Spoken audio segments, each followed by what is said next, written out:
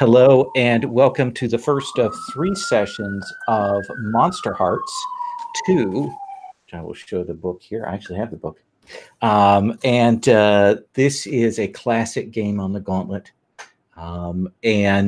Tonight we are trying a slight variation on it, a reskinning of it, in that we're setting it in Rich Rogers and Co.'s Gauntlet City Comics.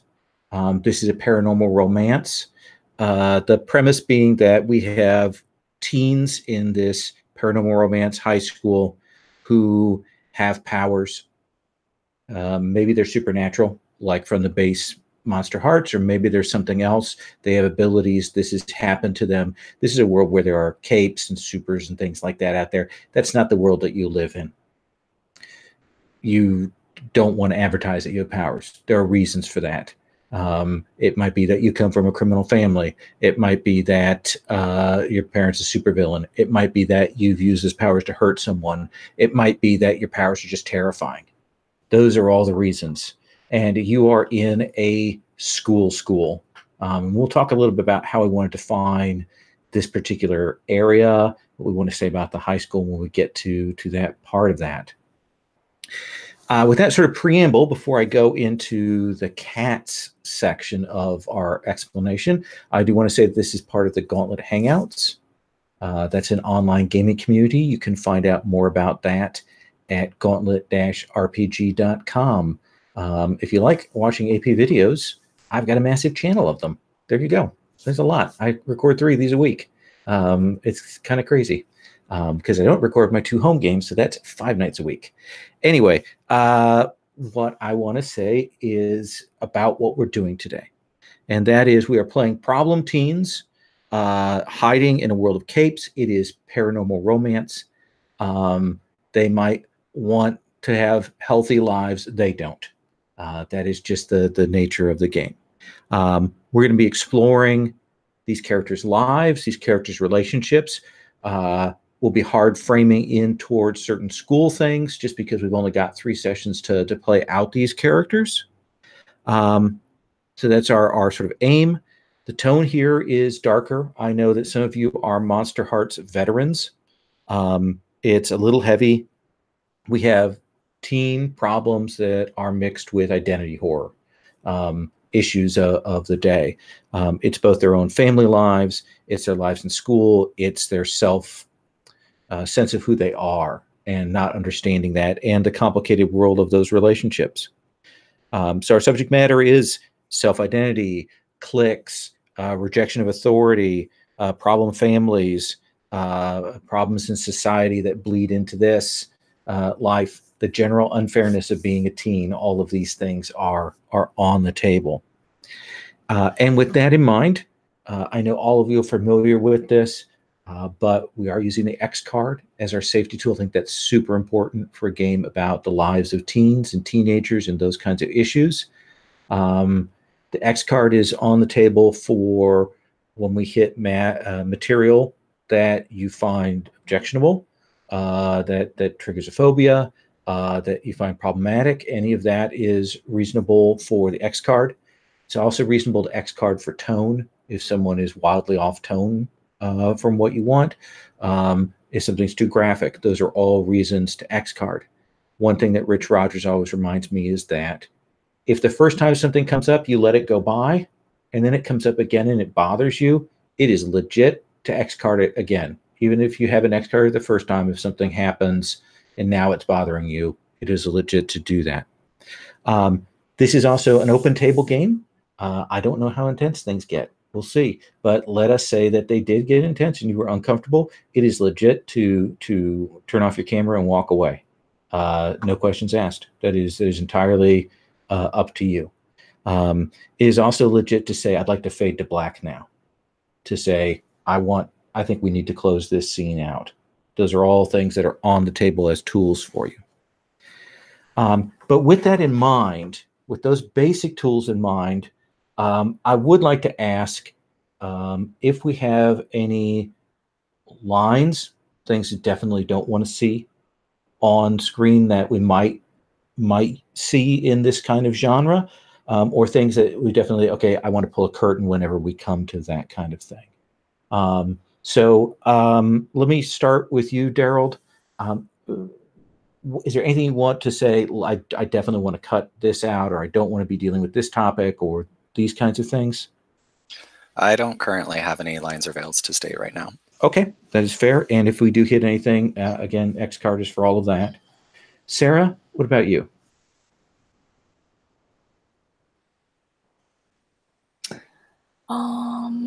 Veil on suicide. Okay.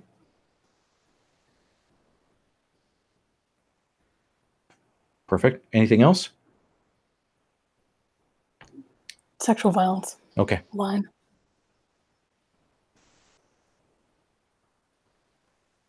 Great. Stephen, anything you want to add? Which one? To either. I'm sorry. No, I'm sorry. I will refer to you as Stephen, and I refer to other Stephen as Q. Okay. As we've done in previous times when we've played together. So. Yes. No, I was going to mention sexual violence, but Sarah beat me to it. Okay. Anything else, though? No, that's it. Okay. Q? No, I think that everything else has been mentioned, and if anything comes up, I'll X-card it. Okay. Awesome. So what I would how many of you have played Monsterhearts before? I think most of you. I've played a couple times. Okay, so you're familiar with the two what the basic moves are. You're familiar with the idea of strings. You track the strings that you have on someone else. You don't have to bother with who has them on you. Those are the influence that you use to spend, and of course, conditions are a thing that hits you that can build up, and that we can call on. Those are the two sort of big levers there. What I want to talk a little bit about is let's do who our characters are, and then maybe we'll talk about what the school's like, because that'll help us maybe give us a sense of what that is. So just briefly, it looks like Daryl, you've gone with the Queen,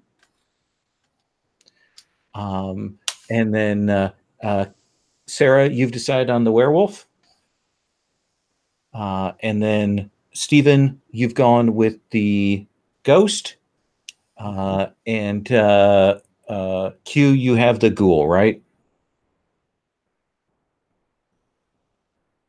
So what I want to do then is we've got the backstories that those questions that are on your sheets. And I think I want to start with everyone introducing themselves, how they're picturing their character. We'll go around and we'll do that for everyone. And then we'll come and do the backstory questions on that. So I'm going to stick with the order I did there. I will change it out from session to session. But that means I put you, Daryl, in the hot seat for tonight. So Daryl, tell us how you're picturing your character. I'm going to ask you, of course, some questions. And what are you imagining here? Okay, yeah. So, hi, my name is Daryl. My pronouns are he, him. I'm playing Winter Lattimore, he is the Queen playbook. His pronouns are also he, him. His look is stunning and icy, and his eyes are calculating and captivating. So I purposely, I'm not familiar with like the world that we're really playing in. I've never listened to any of the APs, but so this is kind of fast and loose. But basically, Winter, the way I'm envisioning him is he's kind of like a ward of the state, kind of, because the way I picture this is that his mother, Meridiana, was in like the head of some sort of doomsday cult, and like she like was like one of those like really magnetic personalities who like kind of naturally drew people in, but she also had them like some sort of unnatural power to compel people to do what she wanted, which fits very well with my Queen character, even though I haven't necessarily taken that power just yet. So yeah, like Winter, I'm leaving it purposely ambiguous about like how that like Doomsday cult got broken up or what happened to it. But basically, Winter is kind of like in custody of the state and still going to school, and is trying to build up his own little support network. Do you imagine that you're viewed as a victim in what happens, or is the state maybe worried about you? How are you picturing that? Well, I think that since I haven't been like placed in a home or with other relatives or something like that, they probably want to keep an eye on me. But they've probably done like witness protection kind of stuff. Like maybe Lattimore is not like really my last name or something like that. And so it's not necessarily just public knowledge that I'm the son of like a cult leader. And how do you feel about your mother and this cult? Well, I assume that for most of my life, I was probably drinking the Kool-Aid pretty hardcore. But with the big shakeup in my life and being kind of thrust into a like completely different situation, I'm having to kind of like reckon with a lot of these feelings. Like maybe my mother wasn't like the greatest person ever, and maybe like the things that she taught me are wrong. And how do I reconcile those things? And where do you imagine that you're living right now? So if it's a boarding school kind of situation, then It's a public school public situation. school. Yeah. Okay. Then I probably am doing like some like faux foreign exchange thing, or like, you know, like student exchange thing. I'm probably like living with maybe one of my gang members or something like that. So they've placed you with a family for that purposes, and one of then you've brought that particular kid into your gang. Yeah. Okay. So there probably is the equivalent of a witness protection person that checks in on you, that also serves as an authority figure, potentially dangerous one for you. Tell us about the moves that you have as the queen. So the first move that I get automatically as the queen is the click. So Okay. I am head of the toughest, coolest, most powerful clique around. They count as a gang, so that's one of those part of the gang mechanics. So I get to choose like one of the following strengths from a gang. It's either going to be that they're armed with guns and dangerous stuff, that they're connected with money and designer drugs, that they're talented in a band or sports team, or that they're cultists with dark oaths and willingness to die. I haven't quite picked yet, but Sure. I think the obvious one is probably going to be like cultists. So. Okay. I have thrown some NPCs onto the classroom image there. So if any of those appeal to you when we come around to kind of talk about that, we can certainly gravitate towards that. What Jason did with the queen, the other game, was we had a couple of key people that were the sort of main ones, and we assumed that there were, you know, a couple of others that were in there.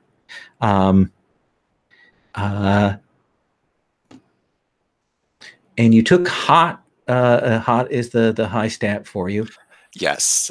So I have a hot of +2 and a cold of +1, because for those who have played with me before, they know I love to turn everyone on and then shut them down. Okay. Which means that my volatile and my dark are both -1. Awesome. Awesome. And what does bot loyalty do? So I chose bot loyalty as my second move. So I can give a side character a string on me to tempt them to do my bidding. And then the MC can tell me what sort of bribe, threat, or coaxing it will take to get that character to do what I want right now. Okay. Awesome. That gives me a good sense. We'll come back around to you on those background questions with the strings and everything in a sec. Sarah, tell us about your werewolf. So her name is Katerina Brahma. She was raised by sort of an enclave of vampires, I think out in the suburbs. Her father runs like some sort of like music venue, but she doesn't see him too much. But the reason she's here and not in just a normal school, her mother was a werewolf or is a werewolf, but like she doesn't know anything about her. I think whenever she asked the people she was raised by, like they just shut her down pretty hard. So probably not a good person, but she hasn't been able to find any information. But certainly an enclave of vampires that are determined to keep their secrets and stay below the radar kind of thing. Mm-hmm. When did you realize you were a werewolf? I think she always knew because she was born like this, and so it happened like every month since she was born. Definitely had some really close calls and accidents. So turning pretty early, are werewolves isn't like a coming of age thing. It happens continually. Okay, I like that. So where do you live? Like when you go home from school, where is it you're going to? An exceedingly normal house in the suburbs. Do you have like live-in parents, or do you live alone, or how do you imagine that? Do you have guardians? Guardians. I think like almost business associates of her dad, but she calls them like aunts and like cousins and things. They probably have kids of their own. Are they vampires? Yeah. Okay. What's the deal with vampires in this setting? Is this a fully vamp catch fire when they hit sunlight, or is it more hybrid, or what do you imagine that vampires are like? They can do weird things in the night, like sprout wings and turn into swarms of rats, things like that. And they're sensitive to sunlight, but they can go out in it just for short periods of time. And less powerful in those lights? Okay. All right. Probably essentially human then.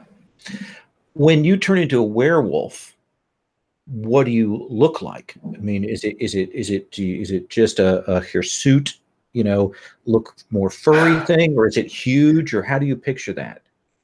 I think it's a very large wolf. Okay. Like it could conceivably be an escaped wolf out there in the city, which is probably how it's been explained the time she's kind of gone off the rails. Okay. Yeah. And what did you take for your moves? Heightened senses. Okay. So I can ask you questions when I'm relying on my animal instincts to make sense of a charged situation. And Howl at the Moon. When basked in moonlight, you may act as if you had dark 3. Oh, that's nice. And I've got my favorite sex move of the game. When you have sex with someone, you establish a deep spiritual connection with them, until either of you breaks that spirit connection by having sex with someone else. Add 1 to all rolls made to defend them. And you can tell when that connection has been broken, which is a great secondary effect there. That's awesome. All right. We will come back to you to do the background questions. Let's come to Stephen. Stephen, tell us about your ghost. Yes, I'm playing Jessie Hart with the ghost playbook. She, her pronouns. Jessie got drunk over summer vacation with her best friend Dora. And Dora took her dad's car, which she was not old enough to drive, and drove it off a bridge. And they both ended up in the hospital in a coma. Nobody knew if they were going to come out of the coma, except a few days later, Jessie started appearing occasionally to her parents. They would just see her briefly, and she would say things like, "I'm sorry, I didn't mean for this to happen," and so on. And gradually, her form became more and more solid, more and more consistent. And her parents they're just treating this like a miracle, like her daughter, like their daughter is back, but Jesse's body is still in the hospital. It's still in a coma, and like Jesse is thinking, well, what happens if my body dies? This is some sort of psychic projection, and she doesn't really know what the rules are. So, what are your parents ignoring this fact that you're in the hospital? I mean, how is it that they are dealing with the fact that you're in the hospital, but here you are? I assume they're not telling other people about this. Right. Yeah, they're trying. I think they're sort of in denial. It's like they know that Jessie is in the hospital, but they act like she isn't. They've stopped visiting her there. They're just trying to pretend that everything is normal. Yeah, and like they put me in this new school, which is, I think it's designed to get me away from everybody who knew about the accident and knew what happened to me.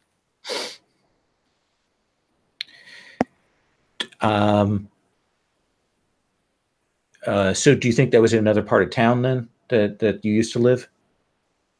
Or another city? As another part of town. I mean, it's Okay. not too far away. It's not too big an adjustment for me to go to this other school, but it's getting me away from my old friends. So And I'm feeling kind of isolated. What do you look like? I think it's kind of like nondescript, like jeans and rock band t-shirt and the like dark short, sort of the slightly spiky hair, like roughly cut hair. So what was her clique? Kind of punk or something else? Yeah, punkish. Okay. And Laura also in a coma? Yeah, I've actually got more details about that I'll when I'm handing out strings, I'll get into that. Sure. And what did you choose as your moves? All right, unresolved trauma, which is default move for the ghost. Whenever something brings to mind your death, you choke up and gain the condition traumatized if you don't have it already. Whenever somebody helps you resolve this condition, you both mark experience. And I chose limit this. You can walk through walls and fly. Okay. And helpful spirit. When you help someone resolve a condition, I gain a string on them. And my sex move is that when I have sex with somebody, we both get to ask each other a question. And they must answer honestly and directly. Okay. That gives me a good vision there. Let's come then to Q. Q, tell us about your ghoul. I am playing Drake Anderson, pronouns he, him. His alter ego is the Knight. He is a vigilante that goes out at night to serve out justice. He is still active in this regard, and he is hunted by the police for it. Whenever he goes to school, he is, Drake. He's super reserved, hoodie, doesn't make eye contact, stays away, tries to, stay out of trouble. He's been from foster home to foster home because of his temper, because he has, struck out. So he's relatively new in this school. He's staying with some new foster parents. And the moves that I took are the hunger. I have a hunger for justice. I changed the playbook a little bit. Okay. And whenever I headlessly pursue a hunger, I add +1 to rolls. Whenever I ignore it, I have to keep my cool. I also chose satiety, satisfied. Whenever I satisfy my hunger, I can heal a harm or mark XP or take 1 forward. And I also took Watchful Golem. Whenever you protect someone, whenever you defend someone without them ever knowing about it, I mark XP. So I assume that the hunger for justice, this is the teen sense of justice, which is entirely unrefined. which is that just injustice is bad and people are hypocritical and that's unjust. And completely doesn't understand consequences. Like, maybe my perception of the situation isn't always correct. So what have you done that, I mean, the police don't just hunt down vigilantes. They might, have problems with them. They might get superheroes. If they're hunting you, you've done something. What have you done? So I have put some people in the hospital. I don't think Drake pays much attention to whether or not they die or not. He pays attention to whether or not they're off the street.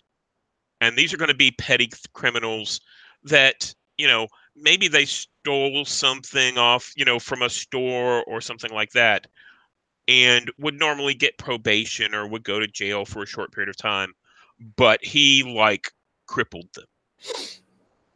Now, do you remember your birth parents? How is it that you're not in your home with your birth parents? I think there was violence in his background and was taken from his parents. It's probably why he has such deep-seated anger. And what are the foster parents that you're with now like? Let's see. I think that the foster parents don't know really what to expect. They see a sullen, teenager. However, whenever they look at his rap sheet, they see a lot of there's a lot of it's obvious that he has a lot of troubles, but I don't think they've experienced it yet. Are there other foster children in the household, or is it just you? Oh, that's a good question. I think there is. Okay. I think there's an older girl who's basically seen, she's been here for a few years. She's settled into place here.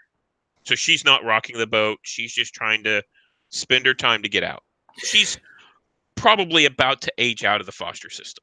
So it's probably a girl who's seen people like you come and go from this household. Yes. Probably doesn't expect you to last that long.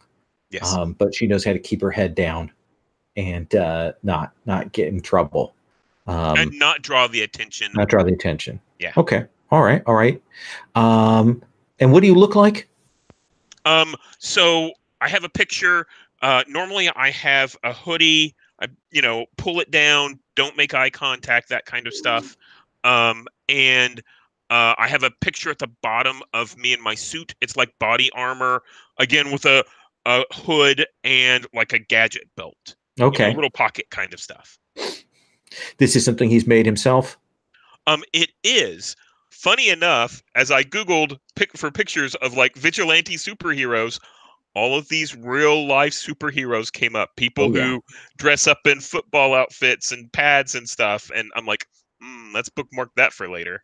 Yeah. Actually, Indianapolis used to have a number of dress up vigilantes like that. So the pictures I actually took, the unmasked picture is of a wrestler, I think from Seattle, who does this. Yep. I think I know who you're talking about. Yeah. All right. That gives us a good set of things to think about. Let's come back around and let's talk to our queen about your background questions and backstory stuff. So you should have some things on your sheet there. Let's take a look at those. Yeah, so for my backstory, the first thing that happens is name 3 side characters who are members of your gang, gain a string on each of them. Okay. And so I reviewed the classroom, and I've chosen Billy Paddock, who is a glasses-wearing, mousy-looking girl in a hoodie. I'm actually also assuming that Billy's family is the one that I've been placed with. Okay. So she's going to be probably the one that I interact with on the regular.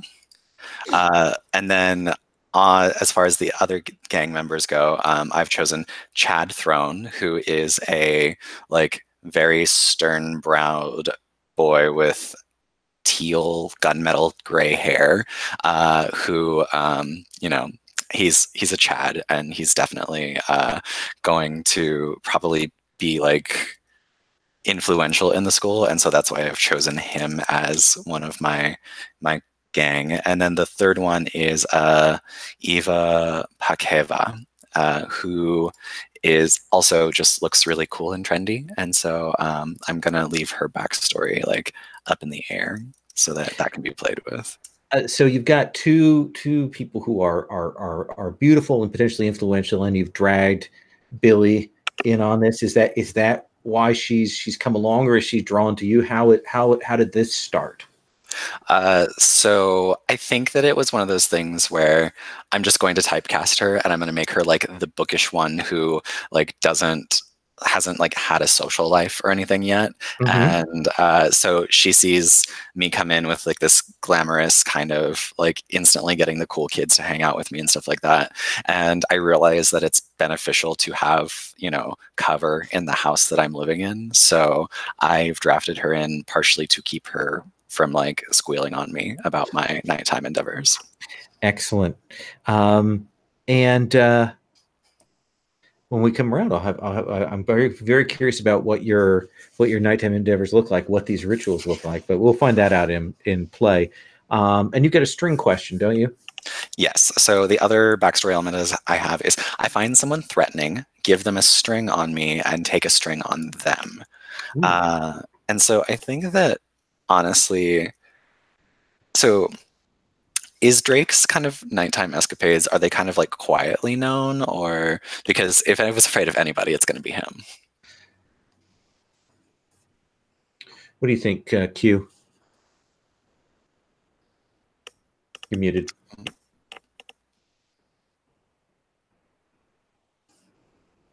There, I think that's it. Yep. Okay, sorry about that.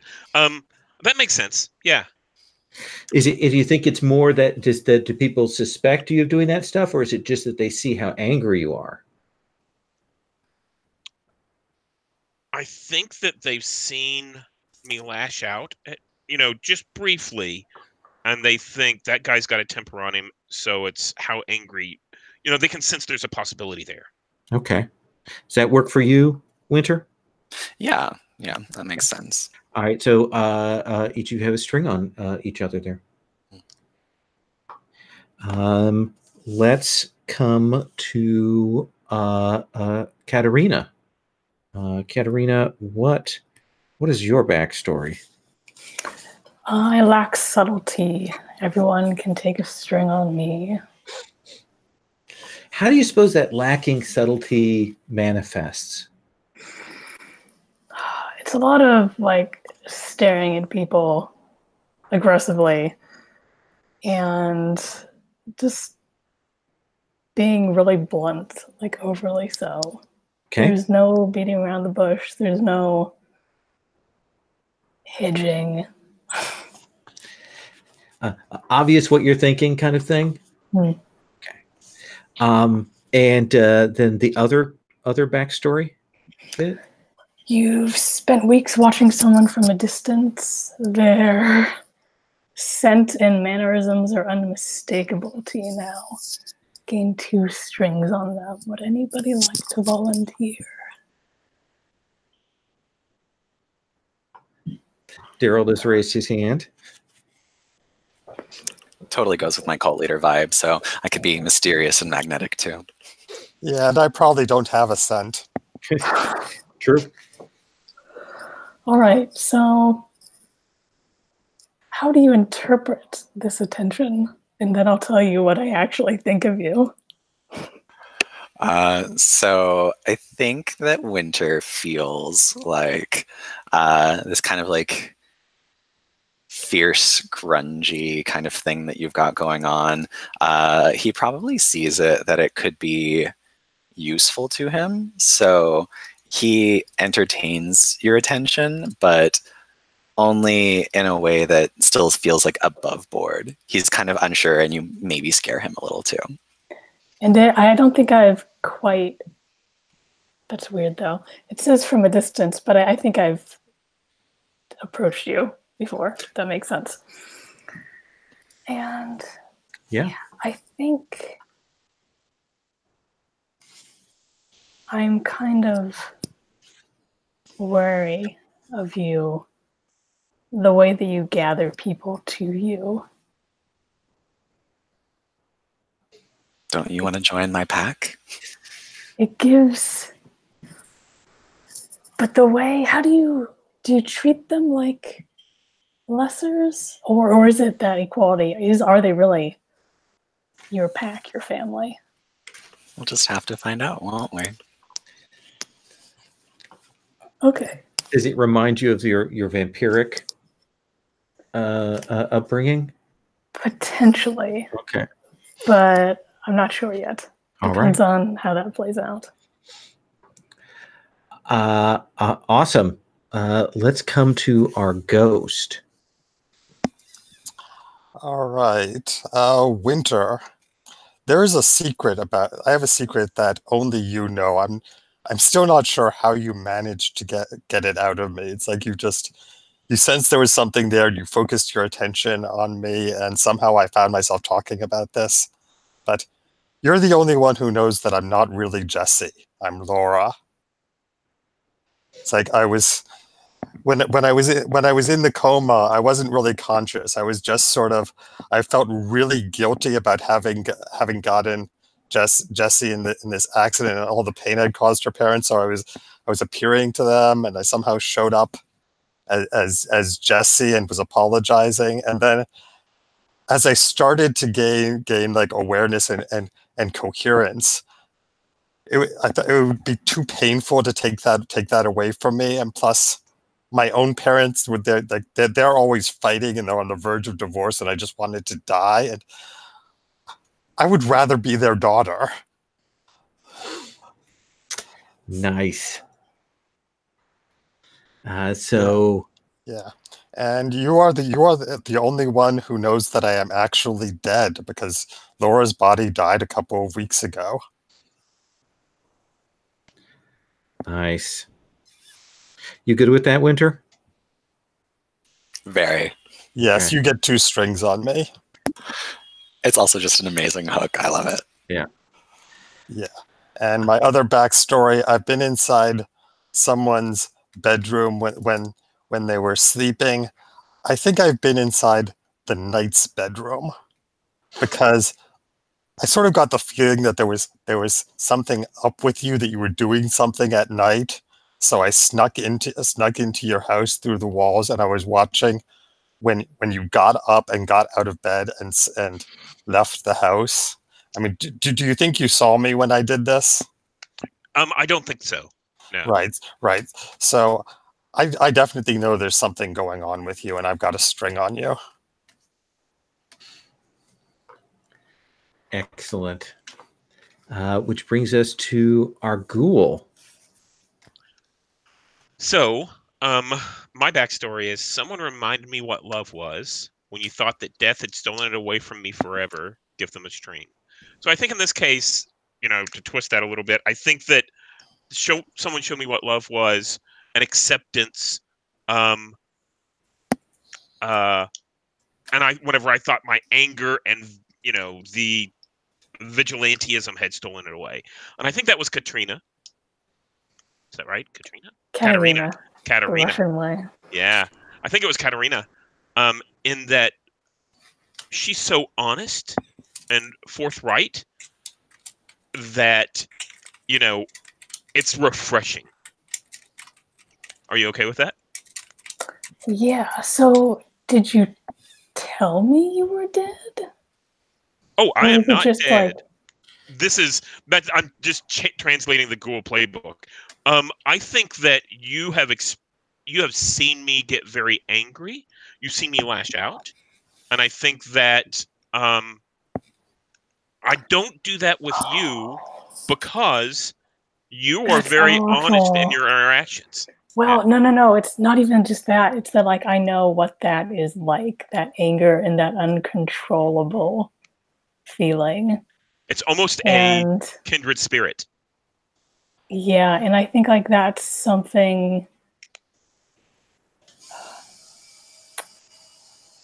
that I am trying with varying levels of success to beat down in myself. Nice. So you get a string on me. Mm. And the other question, to translate it a little bit, is, has anyone watched me while I took out my vigilante justice? And I think that would be Jesse.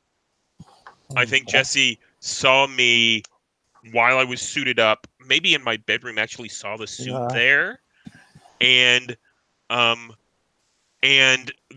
didn't see you in my bedroom, so I think you don't know who I am, but I did see you whenever I was striking fear into the heart of the criminals.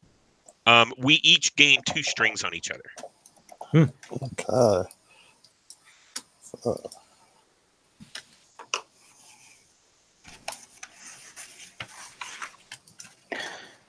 Daryl, can I ask you a question? What do you smell like? Probably like, it's like, I'm just gonna go really on brand. It's holly and ice. Like,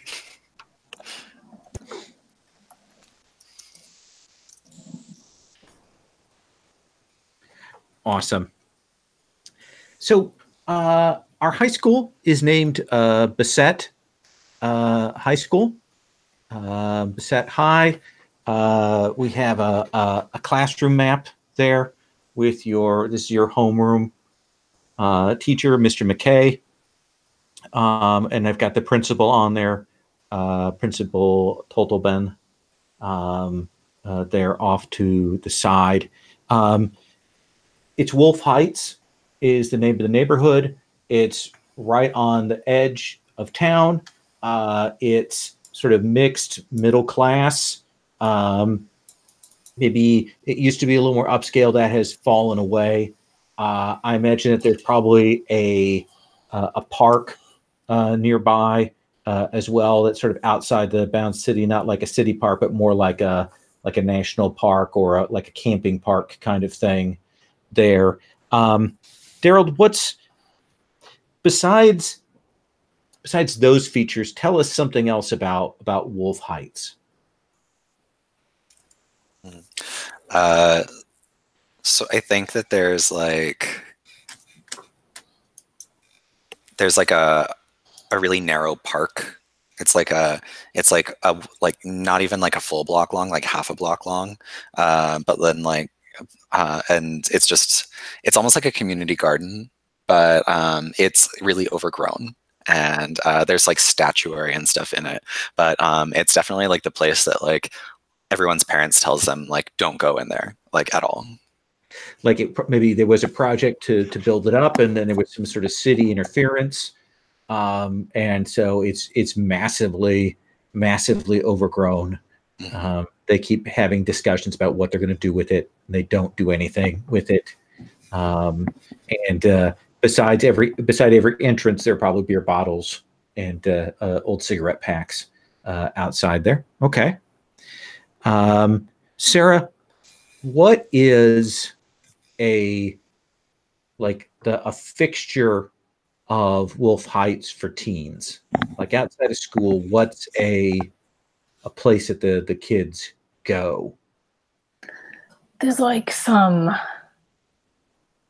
build as retro, but really just trashy diner a few blocks away. And they get like kids who can go off campus for lunch.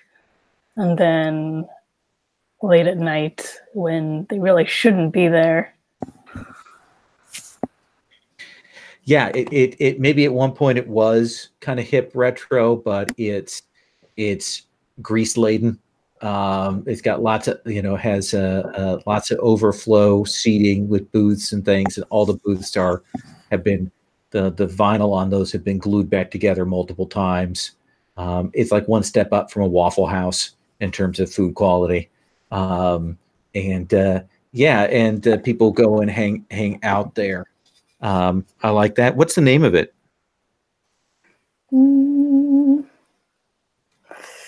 Shout if you have something.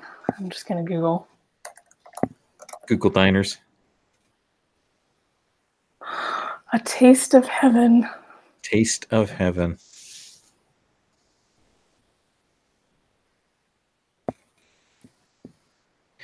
ATOH. Atoh. Excellent. Stephen, why do they call this place Dogtown? Why is that the nickname for Wolf Heights? Besides the obviously wolf dog thing, what's the other reason?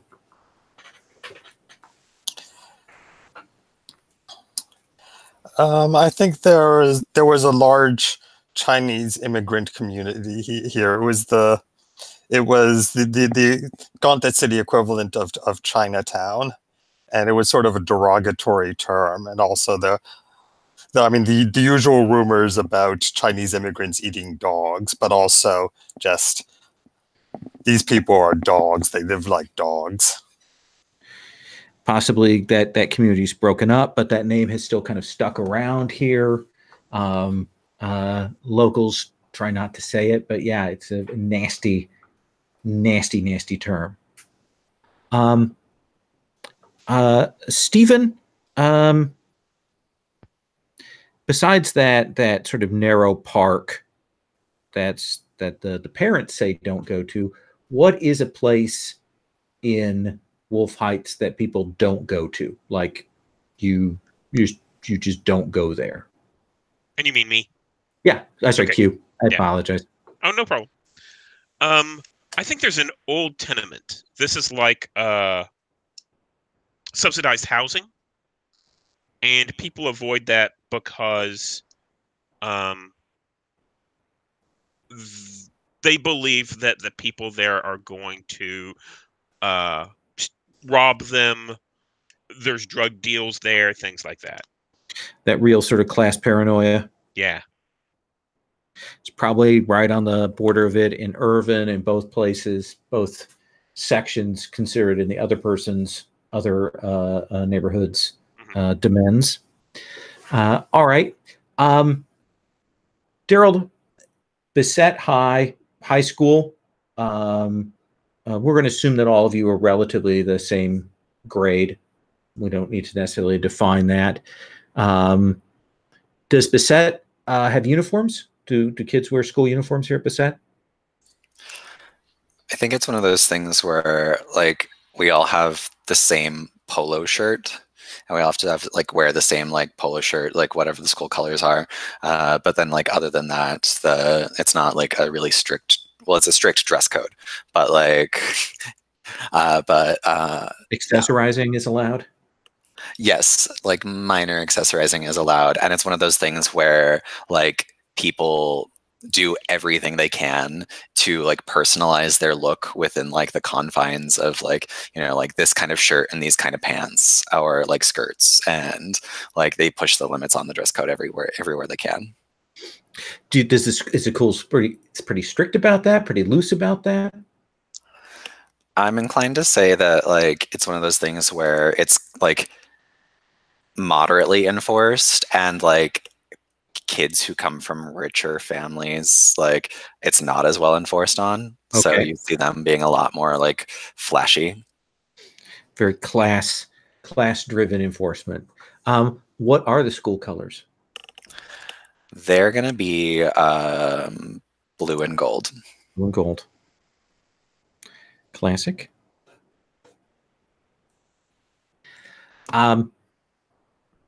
Bissett High is not great for a downscale high school. It's okay. It's seen better days. What is, Sarah, a nice feature about the school? What does the school have that actually is good?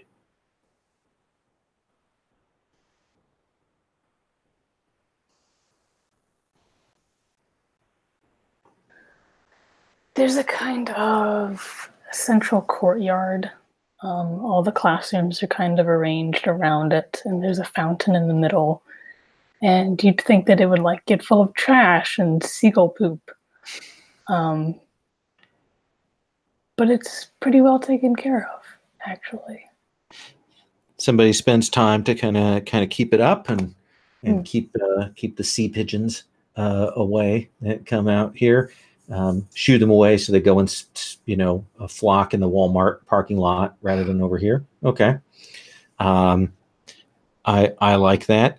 Is there any statuary there, or is it just this fountain? Just the fountain.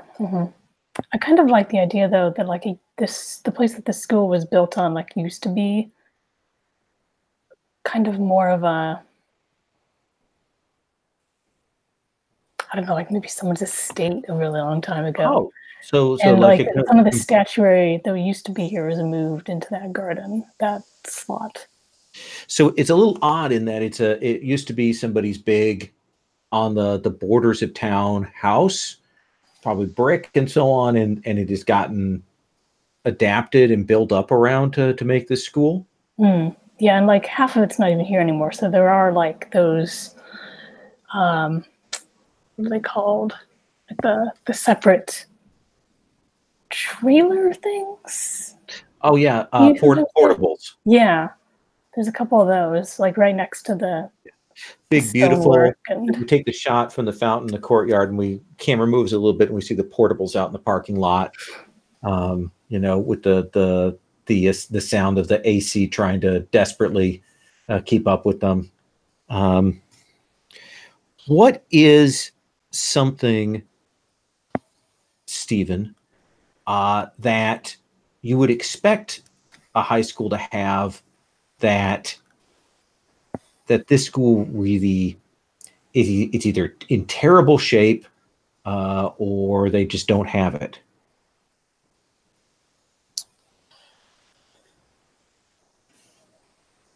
They don't really have a gym because like this building wasn't built as a school, and there's not really anything there wasn't really any room in the building that was really particularly suitable for a gym. So PE class, they've just got like a room with some very basic equipment, and they'll do like calisthenics and dodgeball and stuff that doesn't require a lot of equipment.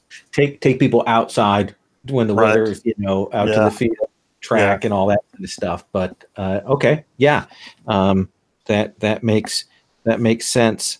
Very questionable choices they've made there. So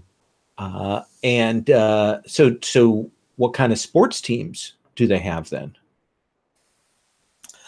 I think they've got a cross-country running team. That's the only one that actually is competitive. So the track and field things, because they can do all outside, they have to. Right. So okay. So no homecoming football games then. Oh, they don't have a football field. So it's like there's a football team, but they only play away games. And they have a very, very bad record. I think last year they didn't have a single win. I like it. Like they have to go off campus, well off campus to do training and stuff. Okay. Q, what is the principal like? What is she like?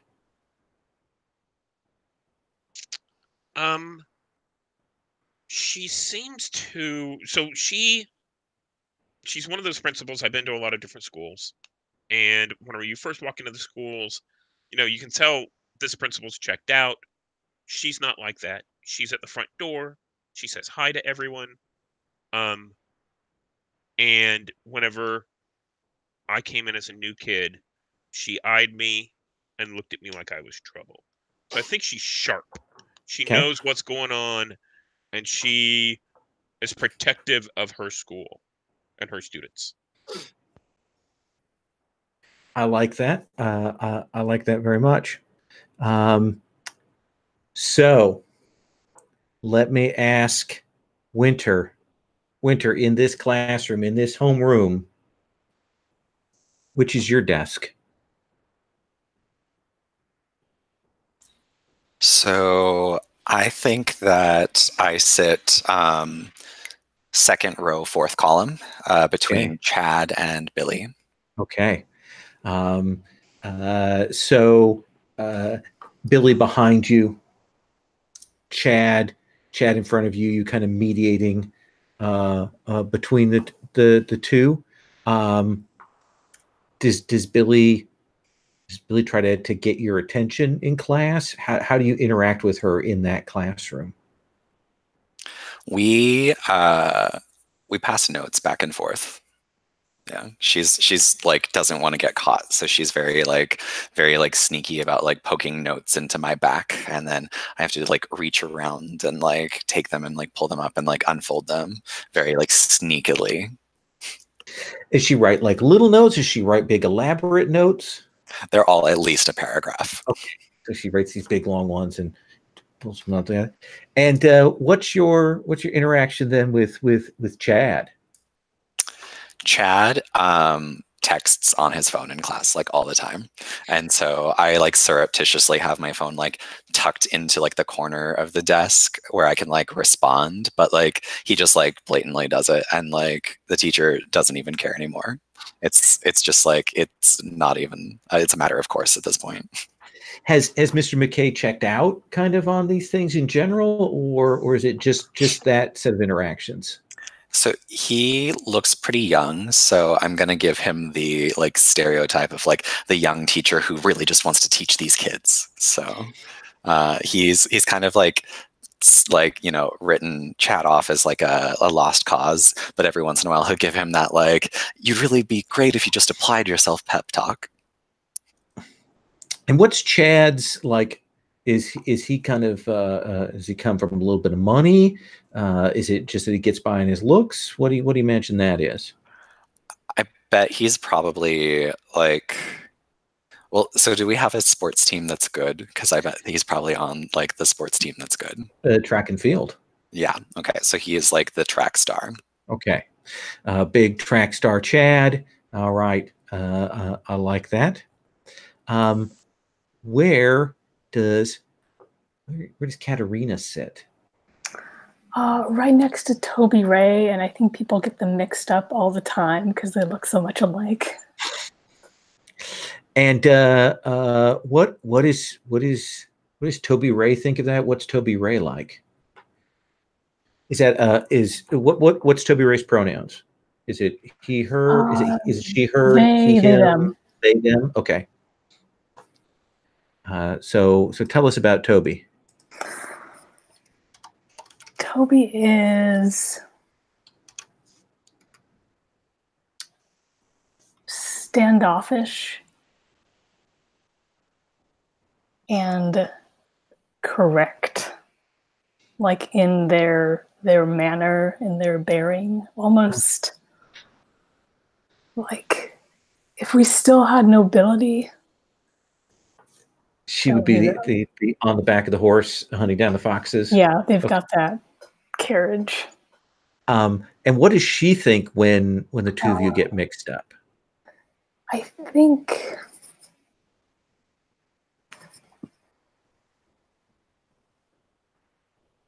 they have this like very flat look that they give the teacher usually, and just like, I've told you this 1,000 times, and they always raise their hand, excuse me.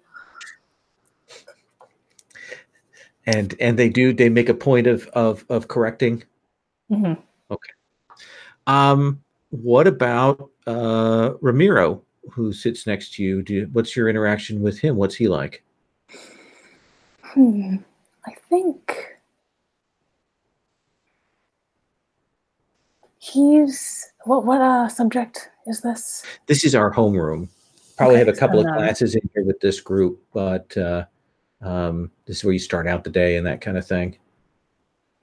I think he's super into like classical music. He plays like the cello or something. Okay. And he's really good at it and passionate about it. And everything else you just kind of let slide. So you have a decent sized youth orchestra, probably. There probably was a performance hall in the estate, so that's probably pretty nice. What does he think of you? Or what do you think he thinks of you? I think he likes me because he lets me borrow. Oh, what would I borrow from him? No, I think I let him borrow like my class notes sometimes. Like, not that they're any good and my handwriting is terrible, but they're better than his. Yeah. So smart, read music, natural gifted performer, not so good on the scholastic side of things. He's just very focused. I think if he only applied himself. Does it please you that someone asks you for your notes? I don't. To make you nervous. It's a tension. Okay. And I've been raised like very much not to do that as much as I can, even though that is not who I am as a person. Sure. Do you have any interaction with Naisha, who sits in front of you?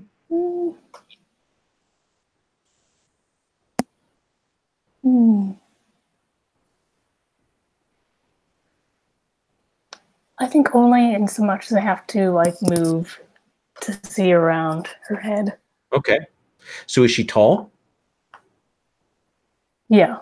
Let's say tallest person in class. All right. So yeah, a good over 6 foot, awkward. The school doesn't have a basketball team, but if there was a women's basketball team in the school, she would be doing that. Okay, that gives me a sense of that, but otherwise, not much interaction between the two of you. What does she smell like? I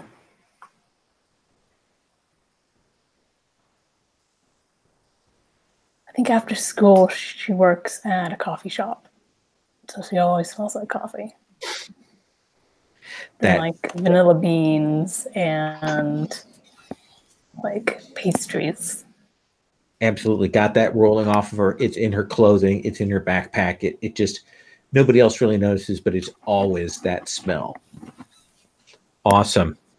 Then let's come to Jesse. Jesse, where do you sit? I sit next to Winter. Okay.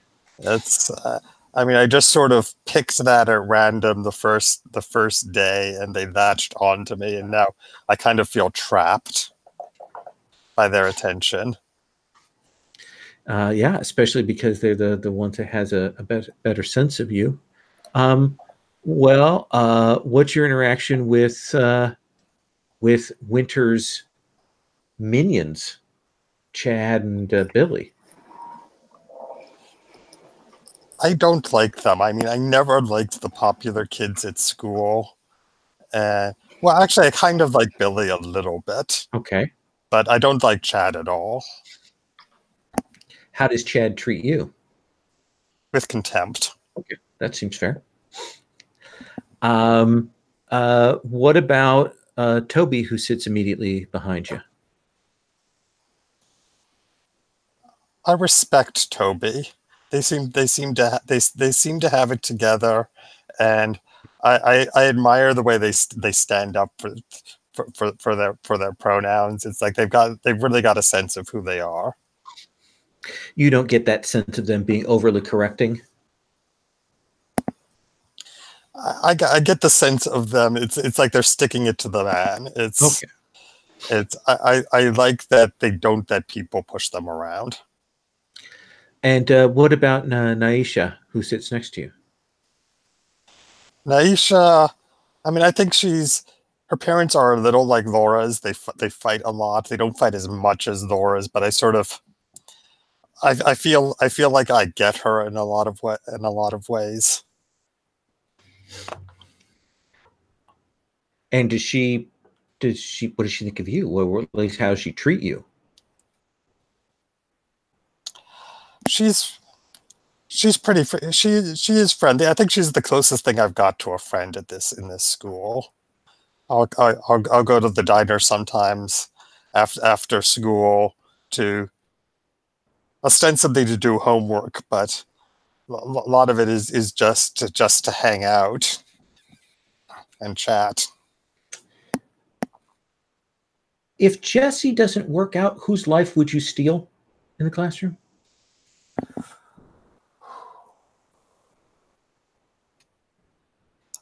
Chad, because he deserves it. Okay.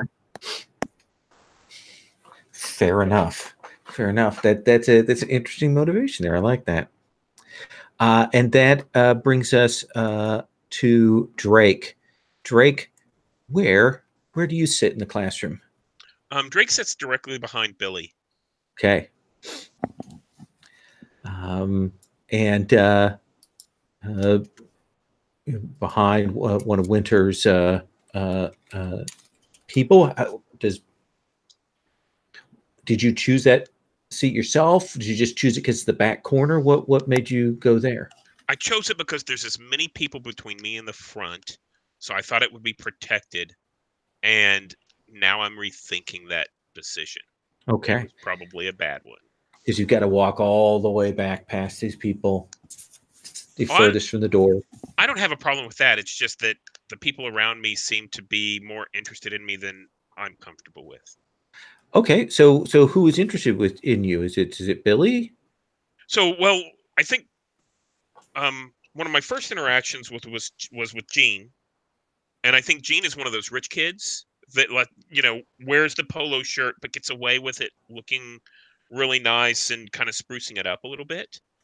And this was the first, little inkling of trouble I got into, because I was wearing a hoodie with the polo shirt underneath it, and Gene kind of got in my face about showing school pride. And I think I got back in his face and cowed him a little bit. So I think he stopped talking to me about that, but maybe there's some bad blood with the kids who really like the school. Yeah, what made you realize that it wasn't that he was being hostile, but that he actually meant it, like he was excited and wanted you to show it, and you misread that? What was it that told you that? I think it was with the people he kind of surrounded himself with, because they all seem to show this, from my perspective, naive loyalty towards the school. And I've seen that before with other schools. There's a few of people who drink the Kool-Aid, and that's just one of the things. Yeah. And certainly they would have been resentful that you would be a bully. They would have perceived Gene as just coming to welcome you in, and then you got all in his face. And so there are a bunch of people who are the kind of the school spirit people who regard you as a victimizing poor wonderful Gene. That's right. Billy, what's your interaction with Billy? Oh, so I think Billy, kept trying to talk to me, and I kept brushing her off. And whenever she engaged me in conversation, she was able to see through a little bit and see that I'm actually smarter than I play it off to be. So, she keeps, saying, well, if you apply yourself, you can, go to a nice school, or you can really excel here. And I'm really happy just getting C's and not ever standing out. And she doesn't understand that. Okay. She's kind of, maybe she's taking you on as maybe a personal project. Maybe almost a little bit living vicariously through me. Okay. Oh, hey, she's mousy and smart. Didn't we say that? Yeah. Yeah. And I think she's also like, oh, you can be smart too. And maybe, we can be friends and get our way out of here and that kind of stuff. And then what's your interaction with Toby? My interaction with Toby's a little bit strained. I don't say anything to them. They don't say anything to me. It's very clear. It's very clear we don't want to have anything to do with each other. Excellent. So I'm going to take about 9 minutes for our break here, and I'm going to mull over this. And when we come back, we'll start at school, and we'll start with that, and I'll throw some things, and we'll see how it all happens. So come back at 20 after.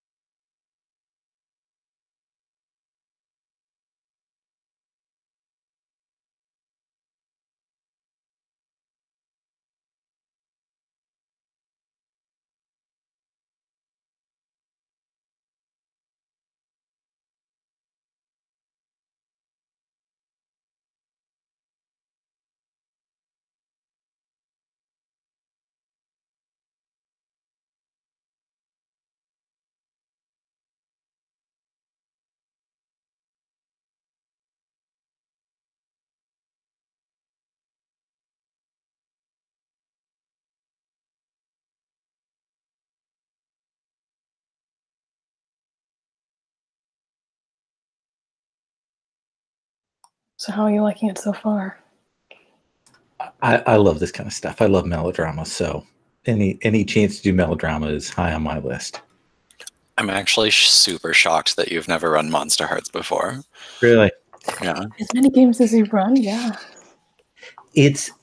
I was always a little nervous about it until I played it with Jason. And then, of course, after you played with Jason, I was like, oh, I don't know if I can live up to that. But I'm far enough past that I'm not going to worry about it. So, because you listed it as an inspiration for Hearts of Berlin. oh yeah, just Jason's game, that game of Monsterhearts he ran, Mercy Falls. Wow. Okay, but confession, like that game of Monsterhearts that you were in is like the reason I joined the Gauntlet, the reason I got into tabletop RPGing. Like it was everything. It just clicked into place for me. It's so good.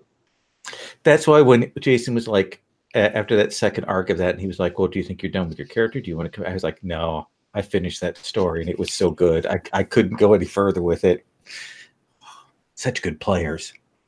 I mean, that's the thing is, whew. Anyway, now that I've set that bar,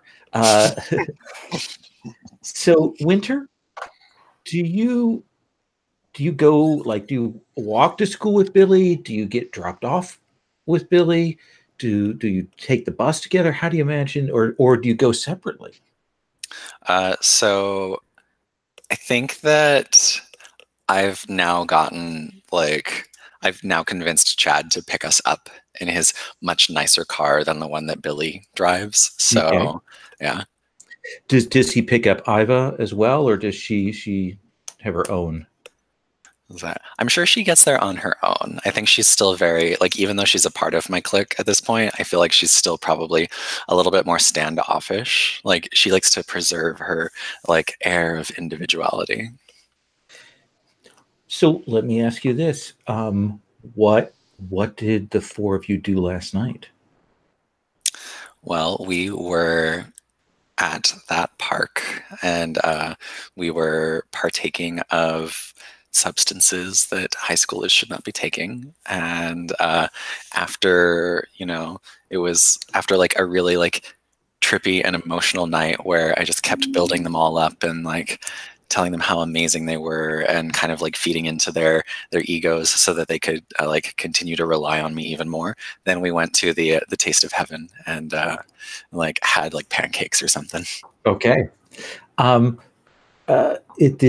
These substances that you partake in, do you have a particular dealer? Is this something to grow yourself? Is it a secret for your family? What do you imagine that is? I think it's something that it's like an herbal compound that I know how to make because my mother like showed me how, and it's like a family secret kind of thing. Okay. And I just say it's it's an herbal supplement. That's all. So they come in, and what is the vibe between Billy and Chad today that's maybe a little bit off? I always like the decentralized queen stereotype, so I think they're probably they're being like very quiet and standoffish from each other, but in a way that is markedly different from how they usually are. It's usually they're like, oh, I can't stand being around this person, but this time it just seems like they're just actively trying not to talk to each other. So how do you handle that as the queen when you see this shift in your realm? I see it and I make a note of it, and I start to wonder which of them I should turn against the other one first. Absolutely. And so you will get into to class, and again, markedly not saying anything to each other as they go to their seats. Katerina,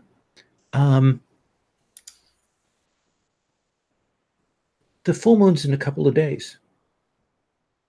So what do you think it feels like in the days leading up to that?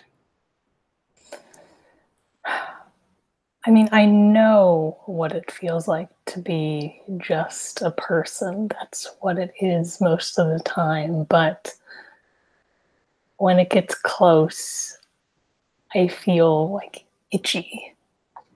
and just not anxious, but jittery. Mm-hmm. And And your uncles and your aunts, the keepers of you, how do they treat you when they know that's coming up? I think it's 2 aunts. And 2 aunts. The aunts. I mean, I've been doing this or going through this for my entire life, and it's not rote, but I'm used to it. Is there anything that they push on you during this time that you don't dig? Like, do they try and keep you contained? Do they admonish you to be more careful?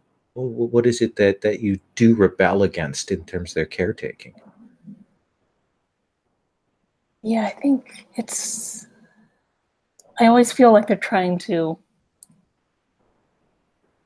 they think they're trying to keep me hidden, but it feels like to me like they're trying to like somehow erase me. And on days like this, especially, I do not feel that I can be erased. Do you walk to school, drive to school, take the bus? Someone drives me, I think. Okay. Yeah.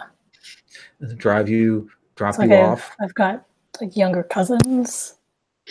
So like they're probably in middle school, like not across the city, but nearby. So like they'll drop me off and then bring them to the other school. And yeah, they do that thing because one of your aunts kind of checks in and says, "Is there are you feeling okay? Be all right this week?" Yes, aunt. As I know, the full moon falls on the Friday, and that's always a tough. So you don't have to worry. All right. And you don't have to tell my dad. And it's like clearly she was about to say something about your dad when you say that, kind of cut her off. And she's like, oh, all right. I'm certain that he just worries about you. I know, and you do too, and this is who I am, okay? There's nothing I can do about it. There's no point in worrying, because it's always going to happen. And it's always fine. Yes, she says a little coldly and says, here we are. You should go. Yes. And you will go into the school. This is a school. I assume that, during the week, the janitor comes through and cleans up. And on the weekends, they definitely do a bigger cleaning. But here in the midweek, what is the melange of smells? What is that like for you when you come in, especially now that you're coming close to the full moon, where your senses are probably getting stronger? What is it like for you? How do you handle it? Let's say that we're getting into, let's say, fall. So October, November. Okay. So that crispness and falling leaves, that smell of the death of the world coming. And there's still like the sweetness of like the dying flowers from summer. But also some days, and I think today, this morning, that you can feel the cold of winter coming on. And it's also just like cut grass and paper and sweat and chemical. Then pumpkin spice, as Naisha kind of cuts in front of you to go into the school, that wafting smell. You don't smell coffee, you don't smell vanilla, it's just pumpkin spice. Just like just all over. Is that a smell you like, don't like? I like it in smaller quantities. This is how I know it's fall. She kind of looks at you as you maybe recoil a little, or she. Yeah, I think so. Again, kind of maybe stoops just a little bit as she comes in and kind of moves past you to go into the classroom, where you'll see the trio of Chad, Winter, and Billy already there, and you can tell that something's a little odd about the interaction, maybe. Yeah, and as I walk in, it's just like shoving all of that away and like pulling myself back into this small, straight core, like Awesome. I'm taught. Jesse, what is the omen that you've seen this morning that bothers you? What's the thing that you've seen on your way in that has gotten under your so-called skin? It's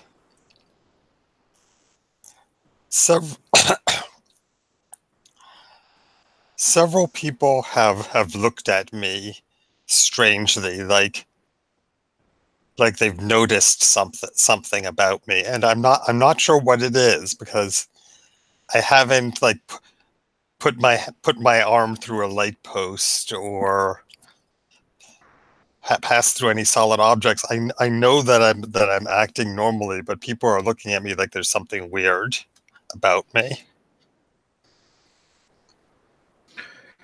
And who's the one from amongst the NPCs of the class that gives you that look? I think Gene. And yeah, he kind of stops and he starts, and kind of his mouth kind of works, and then he kind of moves to kind of brush past you to get in quickly into the classroom. Right, and like I concentrate on keeping really solid when he does this, because yeah, he moves past you. You'll see him sit down, and kind of immediately takes out like a sketchbook. He draws, and kind of like sort of furiously sketches something in that. And then shuts it, puts it back in his backpack. Oh yeah, I'm totally breaking into his locker later to get that sketchbook. Fair enough. Which brings us to you, Drake. Drake, you're running a little late. Why are you running late this morning?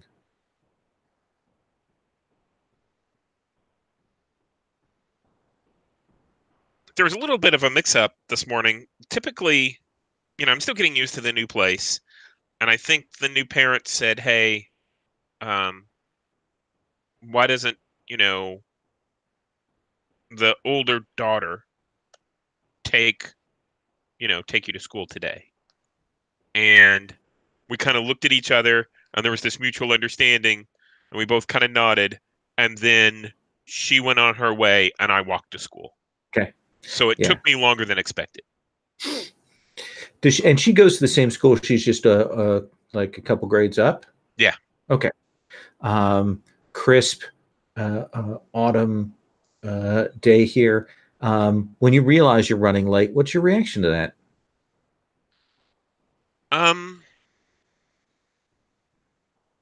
I start, I guess I get a little bit more introspective about how am I going to be able to slip into the classroom without anyone noticing. And maybe there's a little bit more of a rush to my step to see if I might be able to make up some time. And when you kind of run to get him, what's your older siblings, sort of siblings name? Shannon. Shannon. Okay. You get in, you're kind of running, like just miss that first bell, and when you're kind of coming in that last minute, you'll see the principal, And I think I kind of come up short and then turn deliberately towards the classroom and reach for the door to go in. Running a little late this morning, Mr. Anderson. Yes, ma'am. It won't happen again, ma'am. Do you have a late night? And I think he kind of turns and looks at her, and there's a little bit of a glare. He says, "No, a slow morning." Well, as you say, just make sure it doesn't happen again. And he kind of nods a little bit as if I've said that already, and then walks in without her dismissal. Okay. And you'll come in. McKay sees you and doesn't make a big deal out of it. He wants to be your pal. So, he's like, Mr. Anderson, a little bit late, huh? And doesn't say anything, just goes around the corner and slinks back up to his desk. And McKay will say, so just a reminder that sometime between now and Friday, we will be doing an active supervillain drill. So just be prepared. I'm not sure when they're doing it. Just follow standard procedures. They'll tell us whether it's an evacuation situation or a shelter-in-place situation. If they choose us for the enactment, just behave normally. And everything should be fine. As a reminder, though, Friday, of course, is the City Hawkins dance and lock-in. This is a required event for the school. If you're not attending, you will need to sign up for one of the prep or work committees. I can see that a number of you have not signed up. Holds up this blank sheet. There's like 2 names filled in on it. Could everyone do say whether they're coming with a date? Remember, it's Girls Ask Boys for the classic City Hawkins dance. And we will have a local band. As I understand it, it's some sort of Smash Mouth cover band that will be performing. I think that's what it is. And also we'll have a guest motivational speaker, essentially the Red Exorcist. One of the local heroes will be coming in to give a brief motivational speech, and that will be happening this Friday. So if you could all, sign up, put your names here, get that all set, it'd be great. And then he will lean into the class, and at a certain break, Billy will reach, pass forward a note to you, Winter, and it says the equivalent of, so I don't know, is there something we're supposed to be doing for the City Hawkins dance and lock-in? I just wasn't sure if there was some kind of planning, that we were going to be doing. I wasn't sure. So maybe you could tell, are we doing committee or something else? And I just kind of I just roll my eyes that she even suggested that we work the committee. And I just kind of really quickly scroll back, of course we're going. You're going to take me, and Iva's going to take Chad, and we're all going together. And I fold it back up, and I pass it back to her. And that could be a shutdown. I think it is actually a shutdown here, because that's not quite the answer she wanted. No, it's not. So I have a +1 cold. Okay. Let's see here. And that is a 10. That is a 10. So choose one from the list there.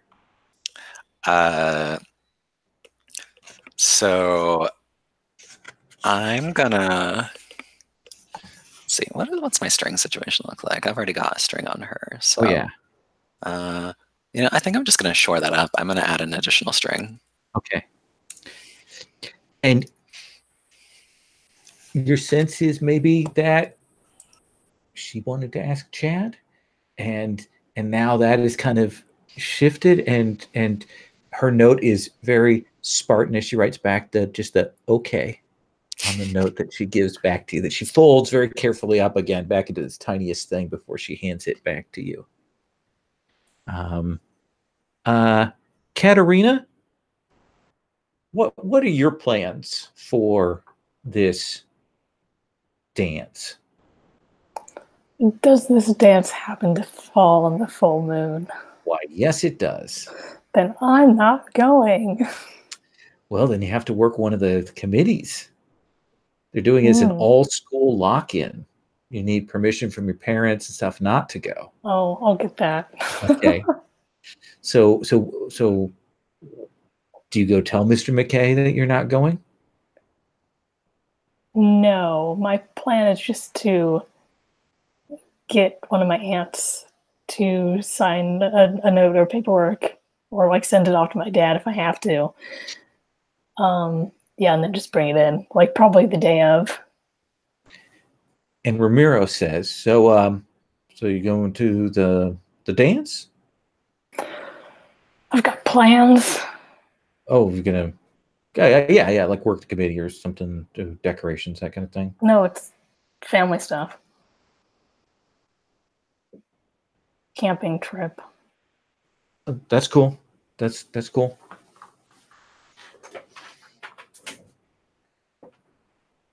And he turns back to his stuff. Why don't you shut him down? Not already. Already. Do we have a role for your party? Grab the link here real quick. It is a koala-based role for your party.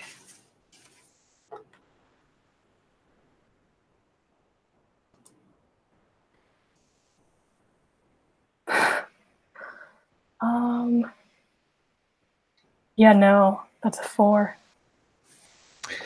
And Mr. McKay says, so Katerina, let's go through and see what everybody's doing. Katerina calls on you out in the middle of the class, in the middle of this, and says, "So what are you doing for the dance?" I'm not going to be able to go. I have the family thing. Well, then our expectation is you're going to work on one of the committees to get the dance put together. What would you like to do? We've got decorations. What I mean, are those that day? Yeah. The day that I'm not going to be here? Well, we'll get arrangements for you to help out with something with the let's see. Yeah, we can help with the cleanup and setup tomorrow. I mean, I guess, but I'm not going to be here. So you can put my name on that list, but I'm not going to be here.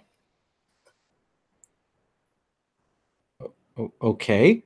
And he will I'll make a note of that. We'll just need a note from your parents.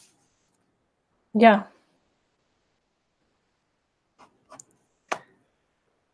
And what about you, Jesse?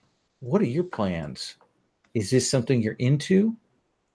Something you're not into? I think this is something that Jesse's parents would be into, and it's more trouble than it's worth to try to get out of it. So you plan on working this, or are you going to ask someone?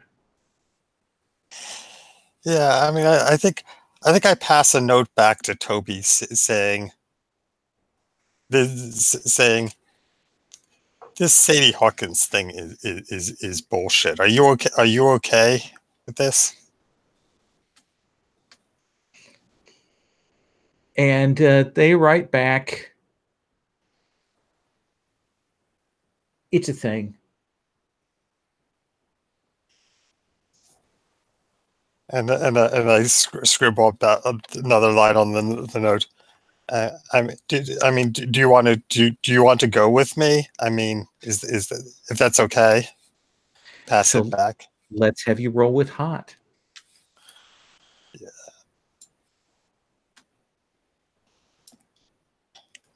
That is a 4. So she gets that note and she laughs. Not the laugh, it's the laugh of kind of derision.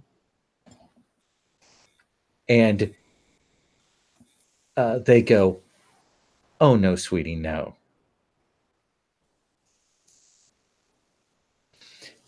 What do you think the condition is that you get from that? I think mortified. Okay. Because she says it loud. All of you will see Jesse pass this note back to Toby. Toby looks at it and then does that laugh and then shuts Jesse down.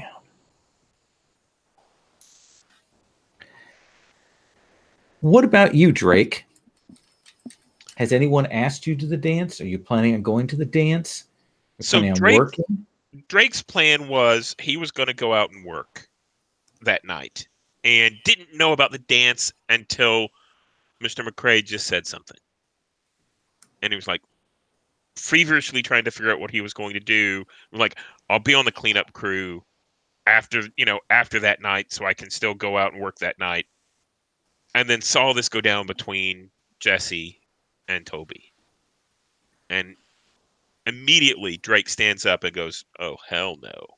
And he walks up and very publicly says, "Yes, I'll go with you, Jesse."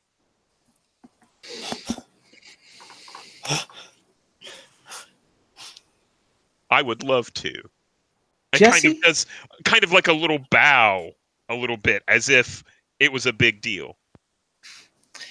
Now, here is the question: is we can read this in a couple of ways. We could read this. You could do the turn someone on, or it might be about Jesse keeping their cool, or we can just do it without going to move. What do you feel this rises to? Where do you feel this goes, Jesse?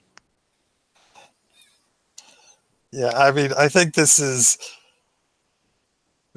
sounds like a keep your cool situation. Yeah, you're already mortified, right? And then as noble as this appears, he's also drawing more attention to you in the middle of this room. So why don't you roll with cold? And that's a 5. So it's not as bad as when Toby shut me down, but this is still, things are getting worse and worse.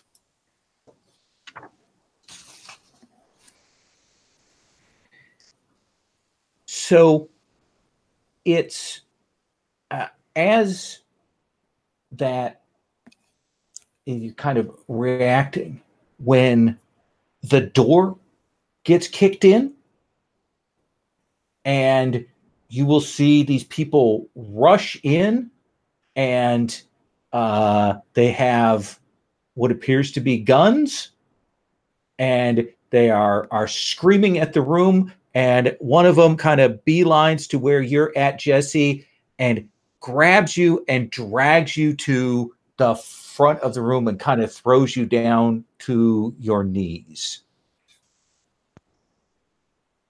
Roll to keep her cool. Yeah. Let's have you roll again on that, and then we're going to see what everybody else is doing. A 7. Wow. A 7. So are you trying to get away? Are you trying to go with it? What is your reaction to this as someone is literally grabbing you and kind of very much manhandling you? You know, I think I'm sort of so startled that, I mean, when when they throw me to the ground, I just pass through the floor. All right. So let's go to Winter, because Winter is the person who knows the score regarding you. Winter, suddenly there's chaos in the room as these people come bundling in. The desks are pushed around, and you will see this person grab Jessie and throws her down, and you're probably the one who sees her most clearly go through the floor. What do you do, Winter? Well, there's a number of things that make Winter very unhappy about this situation. So first of all, like the whole, like SWAT team coming in and raiding is a little too close to home for what happened with my mom and everything like that. So there's that. And then secondly, Jessie is somebody that I've seen as like a valuable kind of asset that I want to like get closer to. And she's being like, put in like a really precarious situation. And then third, she's about to reveal to everyone that she's a little bit more super than she's let on. So I think there's a lot of keep your cool happening here. Okay, so let's bundle this in. What is it that you want to do? So I would like to at some point like somehow de-escalate the situation. Okay. How do you think that de-escalation would look? Is it de-escalation trying to draw attention, or is it trying to get at the people? What do you think that's going to be? I think that it's probably like I probably immediately like slip into like that kind of like mother mentor kind of thing. Like that's how Winter like brings people in. It's like it's not through like like bluster and bravado like a normal cult leader kind would do. This is a very like kind of maternal energy that he gives off. Okay. And so he probably tries to like immediately start soothing everyone. Then let's have you roll with cold and see if you can keep it together. That is a 12. That is a 12. So tell me what that looks like.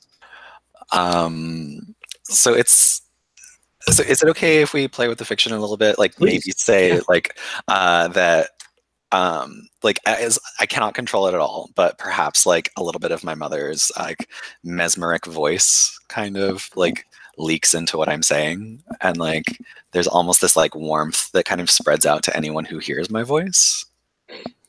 Absolutely. And you like start calming people down. And however, we're going to see what the other two PCs do to see if the de-escalation holds. Katerina. That warmth, I can feel it, and it just keeps going and turns into heat. And I'm already on edge and trying to shove it down in the very normal classroom situation. And there's an instant of shock, and then like I can feel like rising up inside me like a second self and the wolf. And I think there's like a split second where I think I have to hide because that's what I'm supposed to do. And then as these people rush in, I think I stand up and just like punch one of them in the face. Let's have you keep your cool first.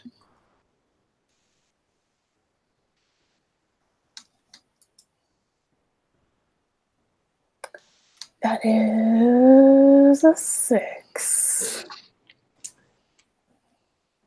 Tell me, when you lash out at them and it's more than a punch, what is it you do? How is it that you seriously hurt one of these people? So when I change, it is like the wolf tearing its way out of my human body. It is bloody and visceral and disgusting. And there's none of that, but I think I get him by the throat and like my nails get weirdly sharp and there's just blood. Yeah, grab onto them, drive that in. They kind of pull back, and when they pull back, you keep a chunk of their flesh on your under your fingernails there, and blood just pours out. You may have nicked an artery there when you did that, and they've got essentially just an apron of blood running down them. And some of the people who are calm aren't seeing this, but there's a whole section of the classroom that suddenly there's blood everywhere and people are screaming. Drake? So, Drake was standing there, trying to save face with Jesse whenever these people came streaming in, and the last thing he's thought about is why they're there. They just grabbed Jesse, and he basically is going to jump the guy who grabbed Jesse, and like was like shoving her down to her knees or something like that, and he's going to take him out. Then let's have you keep your cool first. Yeah. That is a 6. Yay! Tell me, we're going to take him down. Standard, I mean, you don't want to do too much in public. How is it that you overdo it? What is it that you hit them against that results in a substantial crack? So I think that the teacher, Mr. McCrae, notices, as I go after this guy who came after Jesse, this gleam and smile on my face as I grab the back of the guy and turn around and throw him across a desk, and he hits the back of that desk. Uh-huh. His back kind of hits the back of that desk and you hear a crack. Smashes into it. The situation has gotten chaotic. The good news, by the way, don't forget, if you've missed these rolls, don't forget to mark XP on any of these rolls that you've missed. The good news for you, Winter, is that, yeah, you've taken the attention off of Jesse. But you will see that Katerina's like clearly scratched up this guy, and Drake has gone to 11 on another guy there. We'll come back to you in a second, Winter. Jesse, you fall through the floor. What's the basement like? I think there are lots of boxes and supplies in there. It's really dusty, and yeah, it's kind of dark and cramped. They don't really have. This building was built before electricity, and when they rewired it, they didn't put very many lights in the basement. So. And I think I'm gonna have to look around a bit to find the stairs, or else I guess I could just fly up. What do you want to do? Do you want to try and find the stairs? Yeah. I think I'm going to look for the stairs. Look for a doorway leading back up to the building, because I don't want to. I'm a little disoriented. I don't want to pop up in the middle of a classroom. You kind of stagger up. The lights are doing the kind of the weird flicker from the fact that you kind of pass through them. They're doing that, and you'll kind of stagger through old boxes and things like that. And even as you're walking through here, you're probably seeing off in the distance, the corner of your eyes, like some figures down here at the ends of rows of things.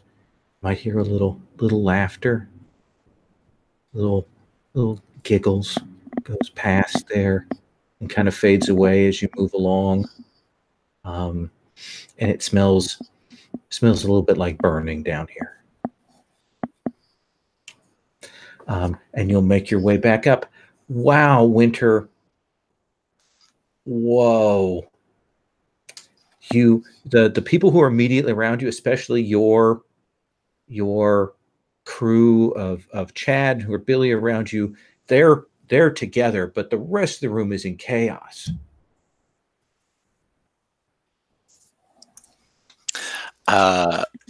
There is no salvaging this situation, and McKay is screaming for everyone to calm down, calm down. Yeah, like 2 to 3 people have died. So we're going to run away, or at least I'm going to run away and signal to the rest of them that that's what we should do too. Absolutely. Go ahead and roll with volatile. Yeah, even though that is like not a good stat for me. Let's find out. It's an 8. So If your gang is helping you, you get a +1. true, but that only brings it to a 9, so it's still just that partial success. So choose one.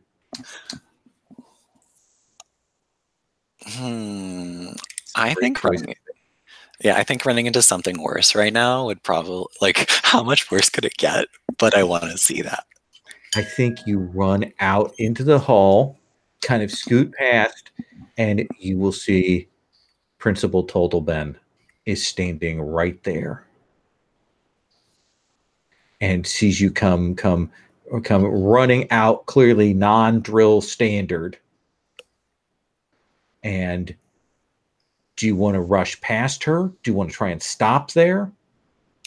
I'm actually going to I realize that like it's not the best position for me to be in, so I'm gonna run straight to her, and I'm gonna put on this like act, and I'm gonna be like, blood, there's so much blood, oh my god, there's so much blood, and I'm basically like, I want to convince her to not pay attention to me and actually freak out. So excellent. Does that turn someone on? yes, I think that is convincing her to my plea. So, and that is a 12. Oh yeah, she sees the panic and terror on your face and realizes that something has gone wrong in the room, and she says, "Get to the end of the hall, get to the shelter," and essentially trying to salvage this drill. As she kind of goes into the room, and what does she see, Katerina, as she rushes into the room? On the inside, I'm just going, fuck. But I think just like staring down at horror, because I did not mean to do that. Is he dead? Can I tell if he's dead? He's not dead, but there's blood everywhere. Ramiro. I think he's dead. Yeah, Ramiro is like staring at you like in horror. Everybody else is kind of backing away. All you smell is the blood, and this guy is kind of writhing. You think he's probably dying there on the floor, and you'll hear, "Miss Brahma?" I would like to use heightened senses right now. Sure, please. Like over the smell of this blood. And like, it's not even a conscious thing. It's just instinct. Please do. 6, 7, 8, 9. This is, it's dark. So that is 8. So I get to ask you a question, and then I take one forward. What's my best escape route?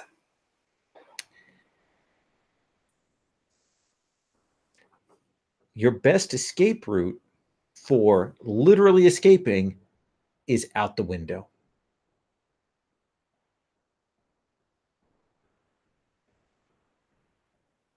But barring that, if that is too much, getting past the principal. She's clearly not going to block you away. That's not her intent at all. One is easier than the other. I think I'm going to go past her. Okay. Then I need you to keep your cool. So I am afraid of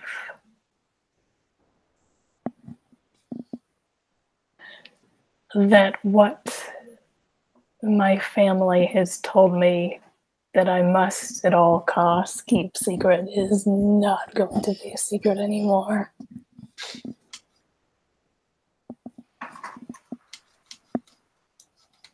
Oh. What'd you get? It's only a 9. Only -1. Only a 9. So I get to pick a thing. Oh, no. MC will tell you how your actions leave you vulnerable. I do think that if you rush past her, there's no chance that she's not going to blame you for this. Like right now, there's a chance that she's going to read this as an accident. But if you go running past her, that there's no question in her mind that you deliberately inflicted that harm.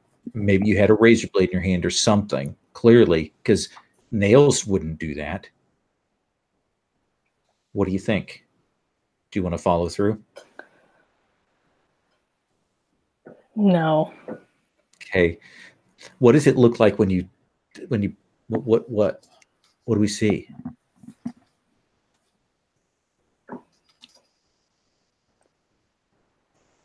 Like I can still that heavy copper smell is still everywhere.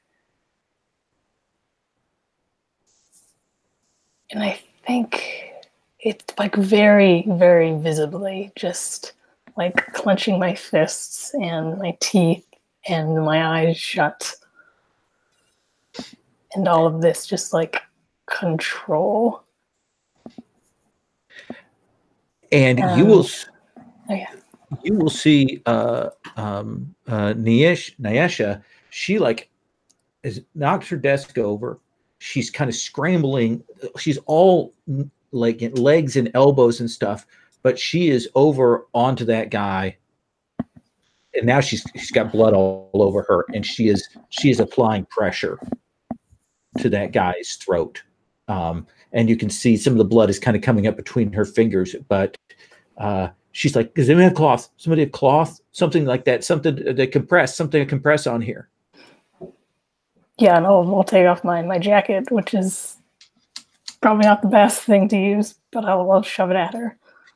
And she'll kind of grab that to do that. The principal's eyes turn to Drake.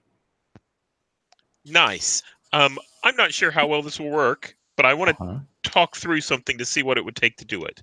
Let's see. I'm going to grab a pencil off of a desk or something like that, and lean down where the guy is bleeding, and smear that pencil and blood kind of on my hand, and stand up and say, what I want to do is convince them that I did this. I stabbed this guy with a pencil. It's interesting because it's a little ways across the room because you went to the front to throw this guy.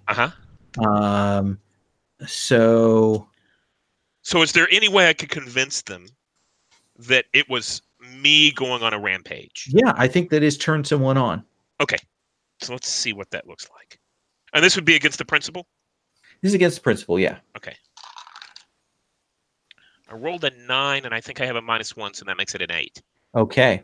What might be a little more appropriate is please. You have a string on her, I think, right? I don't have a string on the principal. Oh, that's terrible. Never mind. Yeah. That's why I was asking who was against to see if I could pull a string. Yeah.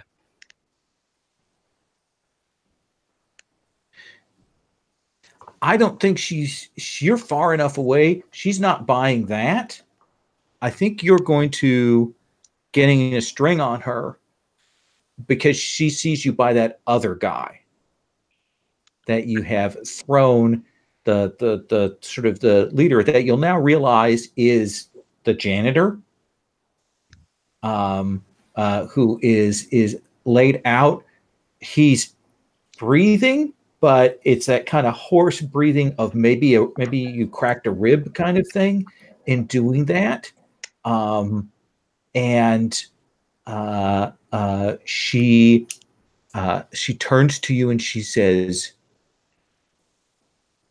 "I need you to sit down, Mr. Anderson, right now." And what he does is he puts his hands behind his head and laces them and stands against the wall.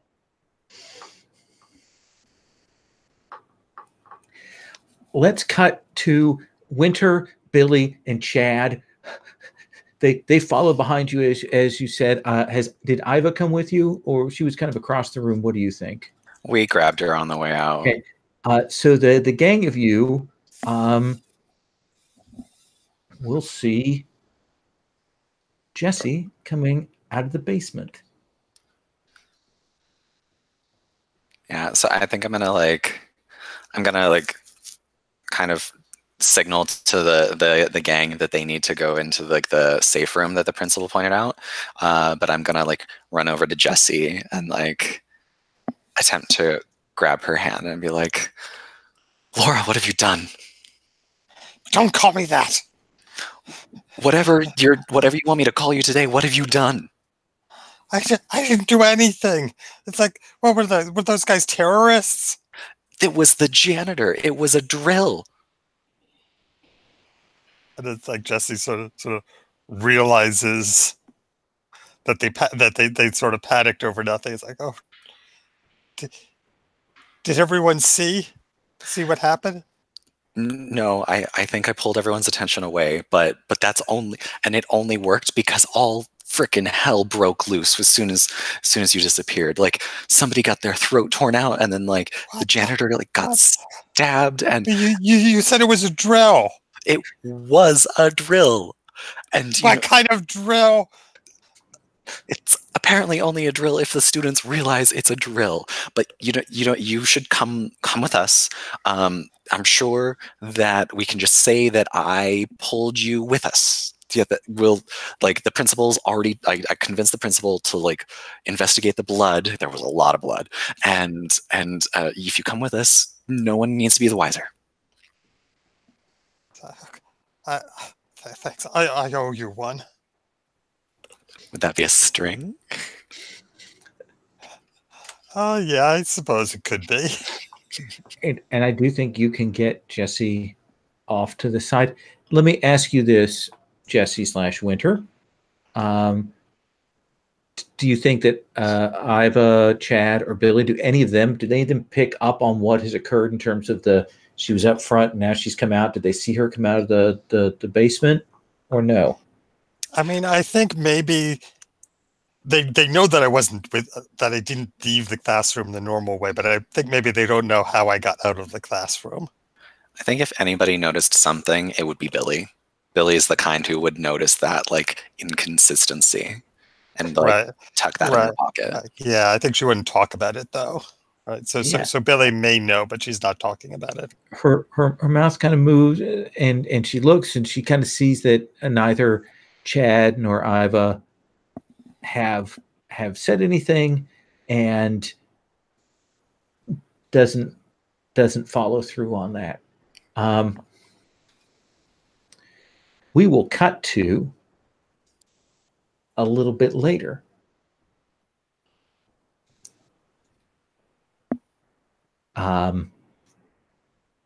Which of your aunts had to come to the school, Katerina?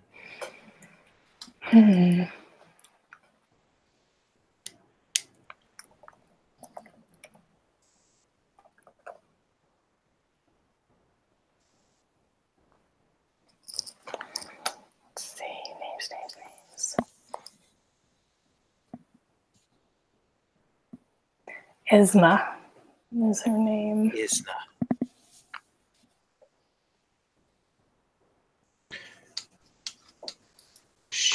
Or Isma, I think, actually. Isma? She's been in a meeting with some people. Your teacher, principal, some other people. And she comes back out and she says, "We need to have a little conversation."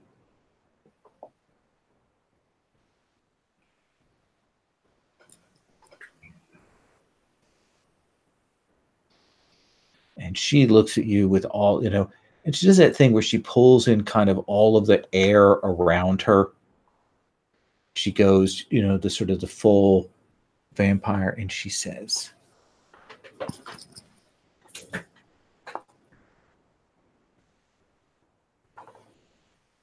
"You're going to have to keep it together."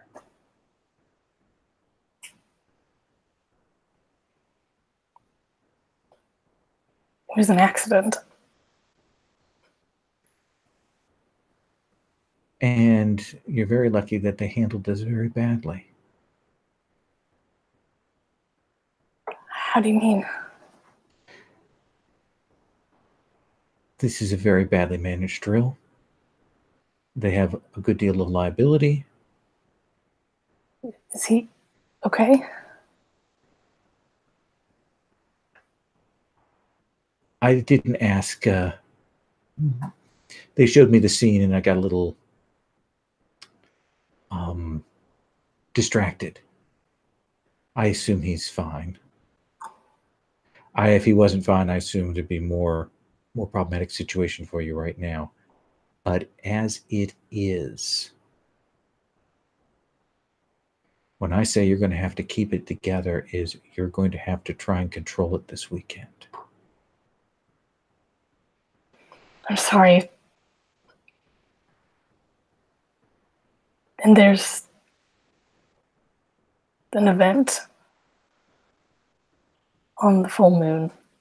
I know that. That's what I'm talking about. I can't go. You're going to have to. If you want to try and blend in here, you want to try and have this life, you're going to have to. And try and keep it together. Or I'm going to have to call your father. Call him then. And she says, do you understand what calling your father means here for this school? But he'll talk to them? No, your father doesn't work like that.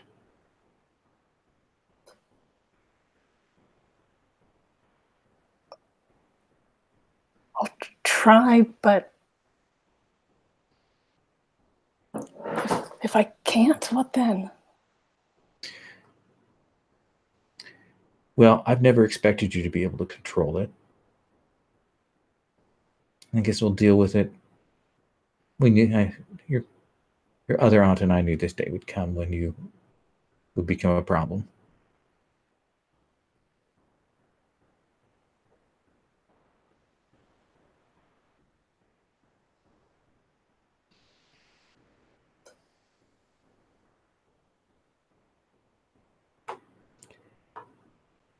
I suggest that you just run away. Go out into the woods. Find a place to live there. That's where werewolves should be.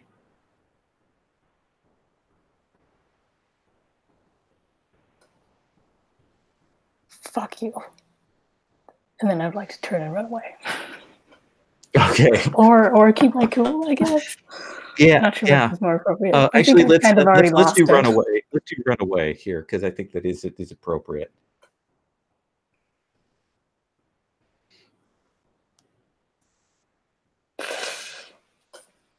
Oh wait, What's your volatile? oh, +1. It's only a 6. Only a 6. So much experience. So you get to mark experience, but I think that you make a huge scene. Like you run away shouting, you scream that F word back just as the classes are getting out. Like everybody is coming out in the hall and they see you scream that out at this older woman and go running away. And you probably trip. I like the idea of making a scene, but I don't think I want to scream it at her. Sure. So what is the scene like? How do you embarrass yourself in this? What does that look like? I think like the runaway make a big scene is small. This is a huge scene. Mm-hmm. Oh. Is there anyone you wouldn't want to make a scene in front of? Oh, let me see. Who would I be embarrassed in front of? I think Toby. Because they have it together in a way that I wish I did. And maybe even like Winter and all of his people, and names. Oh yeah. And Jesse, like they're all coming back right then. Coming back, they see you. Tell me what that looks like. What does the scene look like? How is it that you embarrass yourself there? I think like flustered and angry, but like there's also like she's starting to like tears in her eyes, like wiping them away as she turns, and just like pushes past all of you, like physically. And there's that. I mean, you don't look graceful doing it at all. No. You're all awkward, and that is the point at which you see Toby kind of standing there. Their suit, they look immaculate. Their backpack is beautiful and on their back. And they look in that moment to me the way that the vampires look. Absolutely. And she does that thing where she makes this sound. She goes like with her teeth, that sort of absolute of dismissal as you go past. Let me cut to Mr. Anderson. It is a similar waiting, though it's a little bit longer for you, because they have to call social services as well. And who is the dominant of your foster parents? Is it the mother or the father? It's definitely the mother. She will come into where you're at, and she says, "Are you okay, Drake?" I am fine.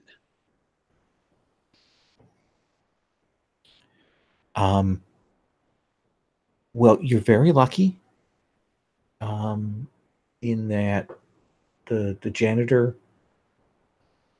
isn't pressing charges.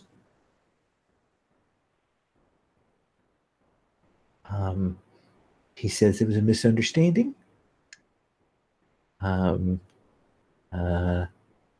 So he seems all right.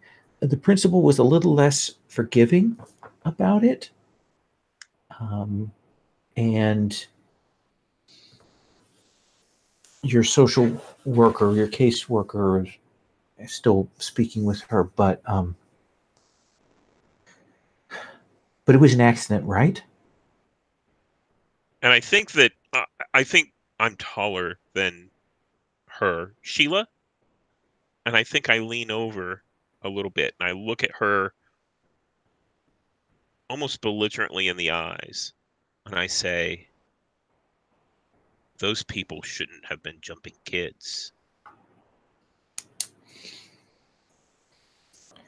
We both know that. So they got what they got.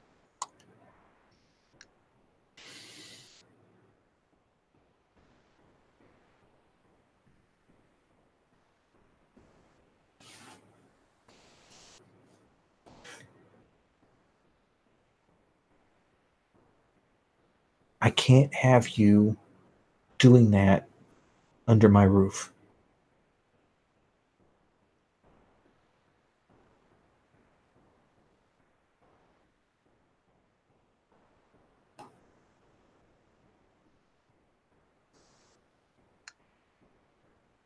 That's expected. So I need you to decide what you want to do. If you want to stay here at this school, if you want to continue on, then you're going to have to channel your anger in a more positive way.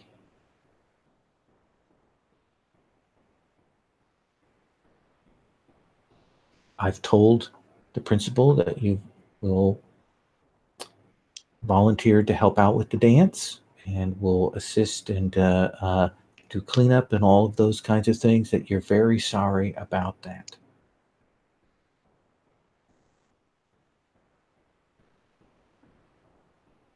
Can you do that? I can do that.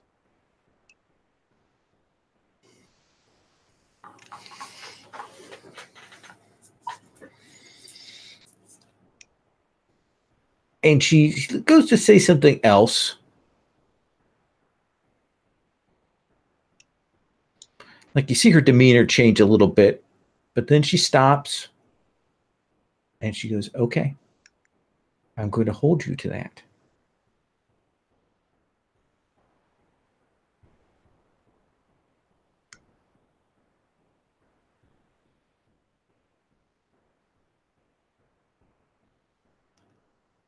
What do you say? I will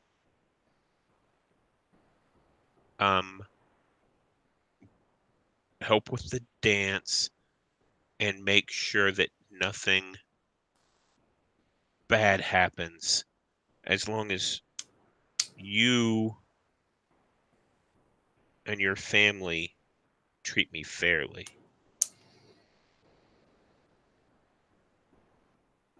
If you do not treat me fairly, I think that it would be time to talk to my social worker to find a place that will. And she says, we've treated you nothing, care. To say that in that way to me, to what we... Oh. And she looks like you've really... You've come around and you actually really hurt her. And she's like, you can see she's her eyes go red when you essentially, the way you say that is to accusing her of not having been fair, and she turns to leave. You've really cut her to the core. Is that what you wanted to do? I don't think that's what I wanted to do. I'm trying to figure out. Give me just a second. I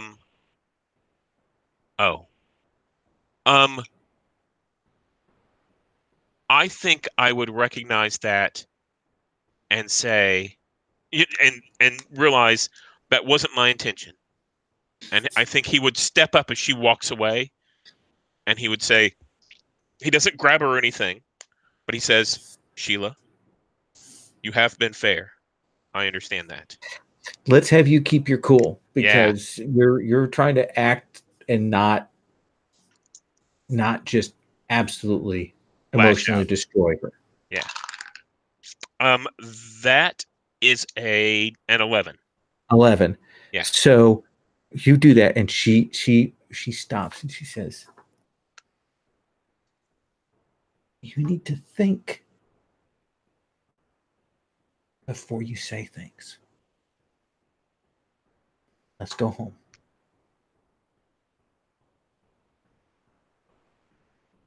And he kind of, I think that's whenever he kind of retracts a little bit, and that whole, bravado kind of thing kind of withdraws a little bit, and he pulls up his hoodie and follows the shorter lady, back to the car to go home. Winter, how are you capitalizing on all of this? I think this is an excellent time to further cement the kind of sway I have over my gang. And then so I've been just like comforting them and, making sure they feel okay and safe. And then I think at some point, if it's possible, I wanted to like sneak off and see if I could ingratiate myself to the principal. Absolutely. So Iva's kind of fascinated with what happened. Like she's like, Katerina like cut his throat. It was so cool. I don't know if she had a knife or what, but there was blood everywhere. Iva, that was a really scary scene for some people. There were a lot of people who were really upset by that. Oh yeah, I suppose. And she looks at Billy. I suppose. And then I look over at Billy and I'm like, Billy, are you okay? It's just you kept us, everybody. That was if you hadn't been there, I don't know what we would have done. But you know. And I look over and I like put a hand on her hand that's like resting in her lap or something. And I was like, of course, you're all so important to me. See Chad shift a little when you do that. And I think that I like, is he like maybe sitting on the opposite side of me? Yeah. So, and then I kind of like turn around and I like put a hand on his shoulder and I like look into his eyes and I'm just like, and how are you doing, Chad? I know that you don't like talking about your feelings, but no, it's just it's kind of a mess in that. Oh yeah,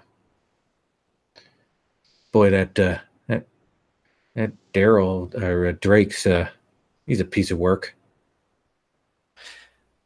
Yeah, I don't know what's going on with him. He's pretty scary, actually. Yeah, we could take him. I'm sure you could. And then I kind of lean over and I was like, and then I like sit back and I was like, so I think that we should talk about the Sadie Hawkins dance. I've got a plan that nets us maximum enjoyment and minimal work. Oh, okay. Chances okay. It's like, well, first of all, the only way you get out of working is if you are scheduled to attend. And I've already set it up so that Billy is going to be buying my ticket and I was going to be buying your ticket. And he wants to please you, so he's like, okay, without any kind of hesitation. Okay. Yeah. And you'll see Billy. Now she flinches. And I kind of like, I actually don't acknowledge it. I turn over to Iva and I'm just like, now Iva, I'm really looking forward to seeing what you're going to put together for yours and Billy's outfits. And then I'm sure that Chad and I can go off and pick up some tuxes. And Iva says, well,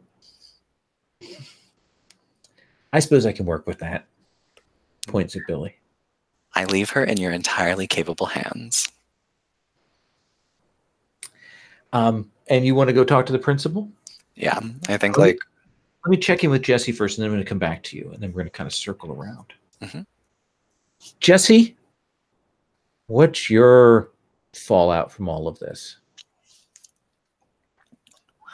Well, I mean, I think Drake has sort of put me in a corner, and the only way out of it is just sort of brazen it through, to accept his offer and go to the dance with him. So you see him late as the day ends with what you guess must be his mom, his foster mom, and he kind of looks a little more sheepish as he's heading out of the school. Yeah, so I walk up to them and I say so yeah. So I'll see you Friday. Do you want to like meet at the school?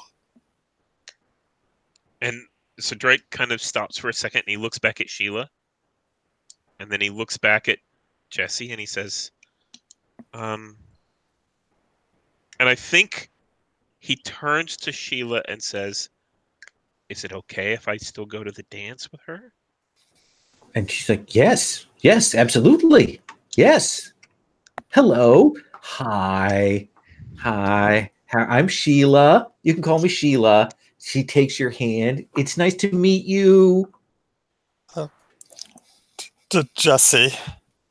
Right. Well, so we'll have to work out about. Of course, we'll drive. So we'll have. We'll drive Drake over and pick you up, and so we'll get that all worked out then. That's Friday, right? Yeah. Excellent. We get a corsage. Or is it Sadie Hawkins? You do the corsage. I'm not sure how this works these days. I don't think it's that formal. So the boys get the corsage. Okay, we'll get the corsage. We'll go by the bouquet store. Okay, is that great? Well, we'll see that. And do you know what color you're wearing? Black. Okay, that's great. That'll be easy. I'm sure we can find something for Drake. That's great. It's so nice to meet you. And Drake kind of shrinks a little bit and kind of.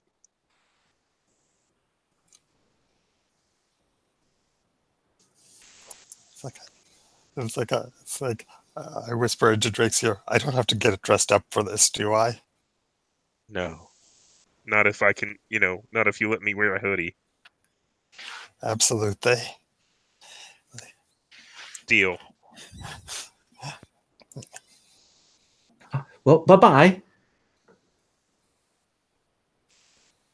And she's like, your little friend is very cute. And I think Drake says, the drill soldiers pushed her down. And then walks out in front of Sheila. See, maybe her perception of the situation having changed because you were defending your little friend. And she's adorable. You can tell that Sheila's very excited. Sheila's very excited. Yeah, I should probably see Sheila stop and maybe like take a photo of her so that she can show that photo to her husband. Gets home, look at Drake's little friend. And Shannon's like, aha, that whole time when that's going on. Mr. Lattimore. Yes, Principal Taliban. I wanted to come in and check and see if there was anything that I could do. It was such a harrowing situation, and I've made sure my friends are okay, but there's always more that can be done.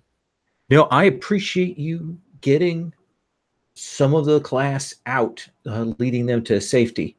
It was the right thing to do in that situation there. So I appreciate that.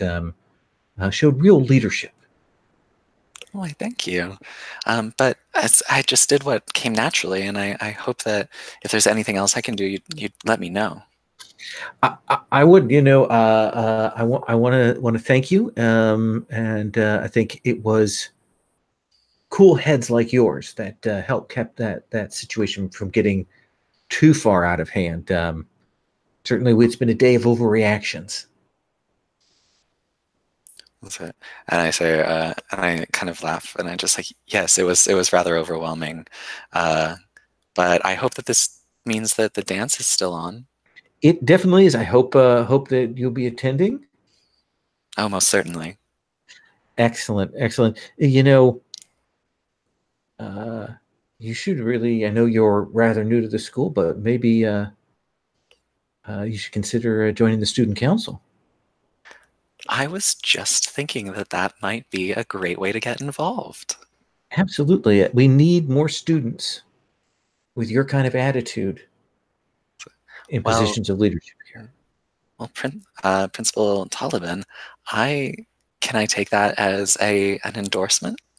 Absolutely, you can. Why, thank you. I'm sure that we'll be able to discuss it at some point in the future. Do you think you're turning someone on to push this relationship further? I think that I'm actually, because do NPCs get strings, or is it only PCs, I think? You can give them strings, and you can get strings on them. That's right. So I think actually what I'm trying to do here is, since I have a string on her already, I want to use bot loyalty and I want to like figure, like I want to be able to intuit exactly the way to like weasel my way into her best graces and make her like my ally. She would love a handsome, well put together, white young man to be a good figurehead on the student council. Oh no. That's what she perceives. That's what she wants. Does that seem reasonable? I mean, it is unfortunately in line with my own aspirations, so she's going to get what she wants as far as I'm concerned. Absolutely. Let me ask Katerina. Katerina, where do you run to? I think that overgrown garden area, nature, something that doesn't smell of blood.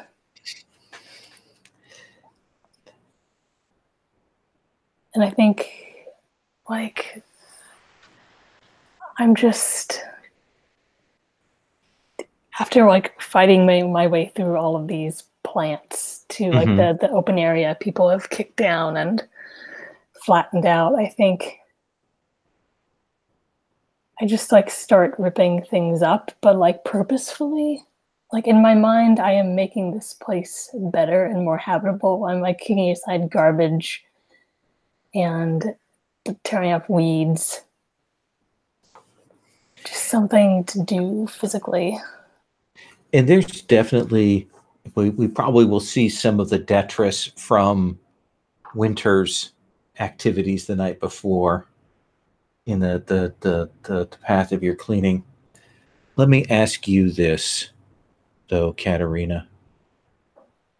What is the thing that you see here? What is the mark? What is the sign here that tells you that another werewolf has been here?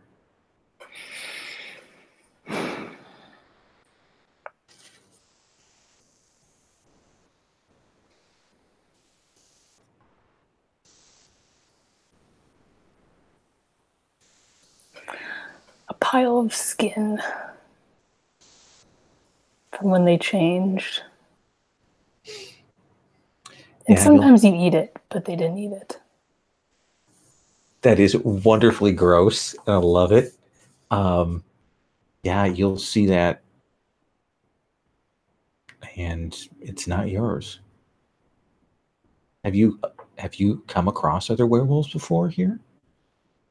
I don't think so. Like I don't know any.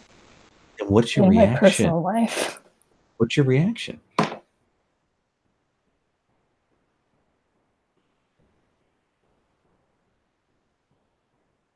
It kind of snaps back to like what I've been told, which is don't tell anyone, don't be seen.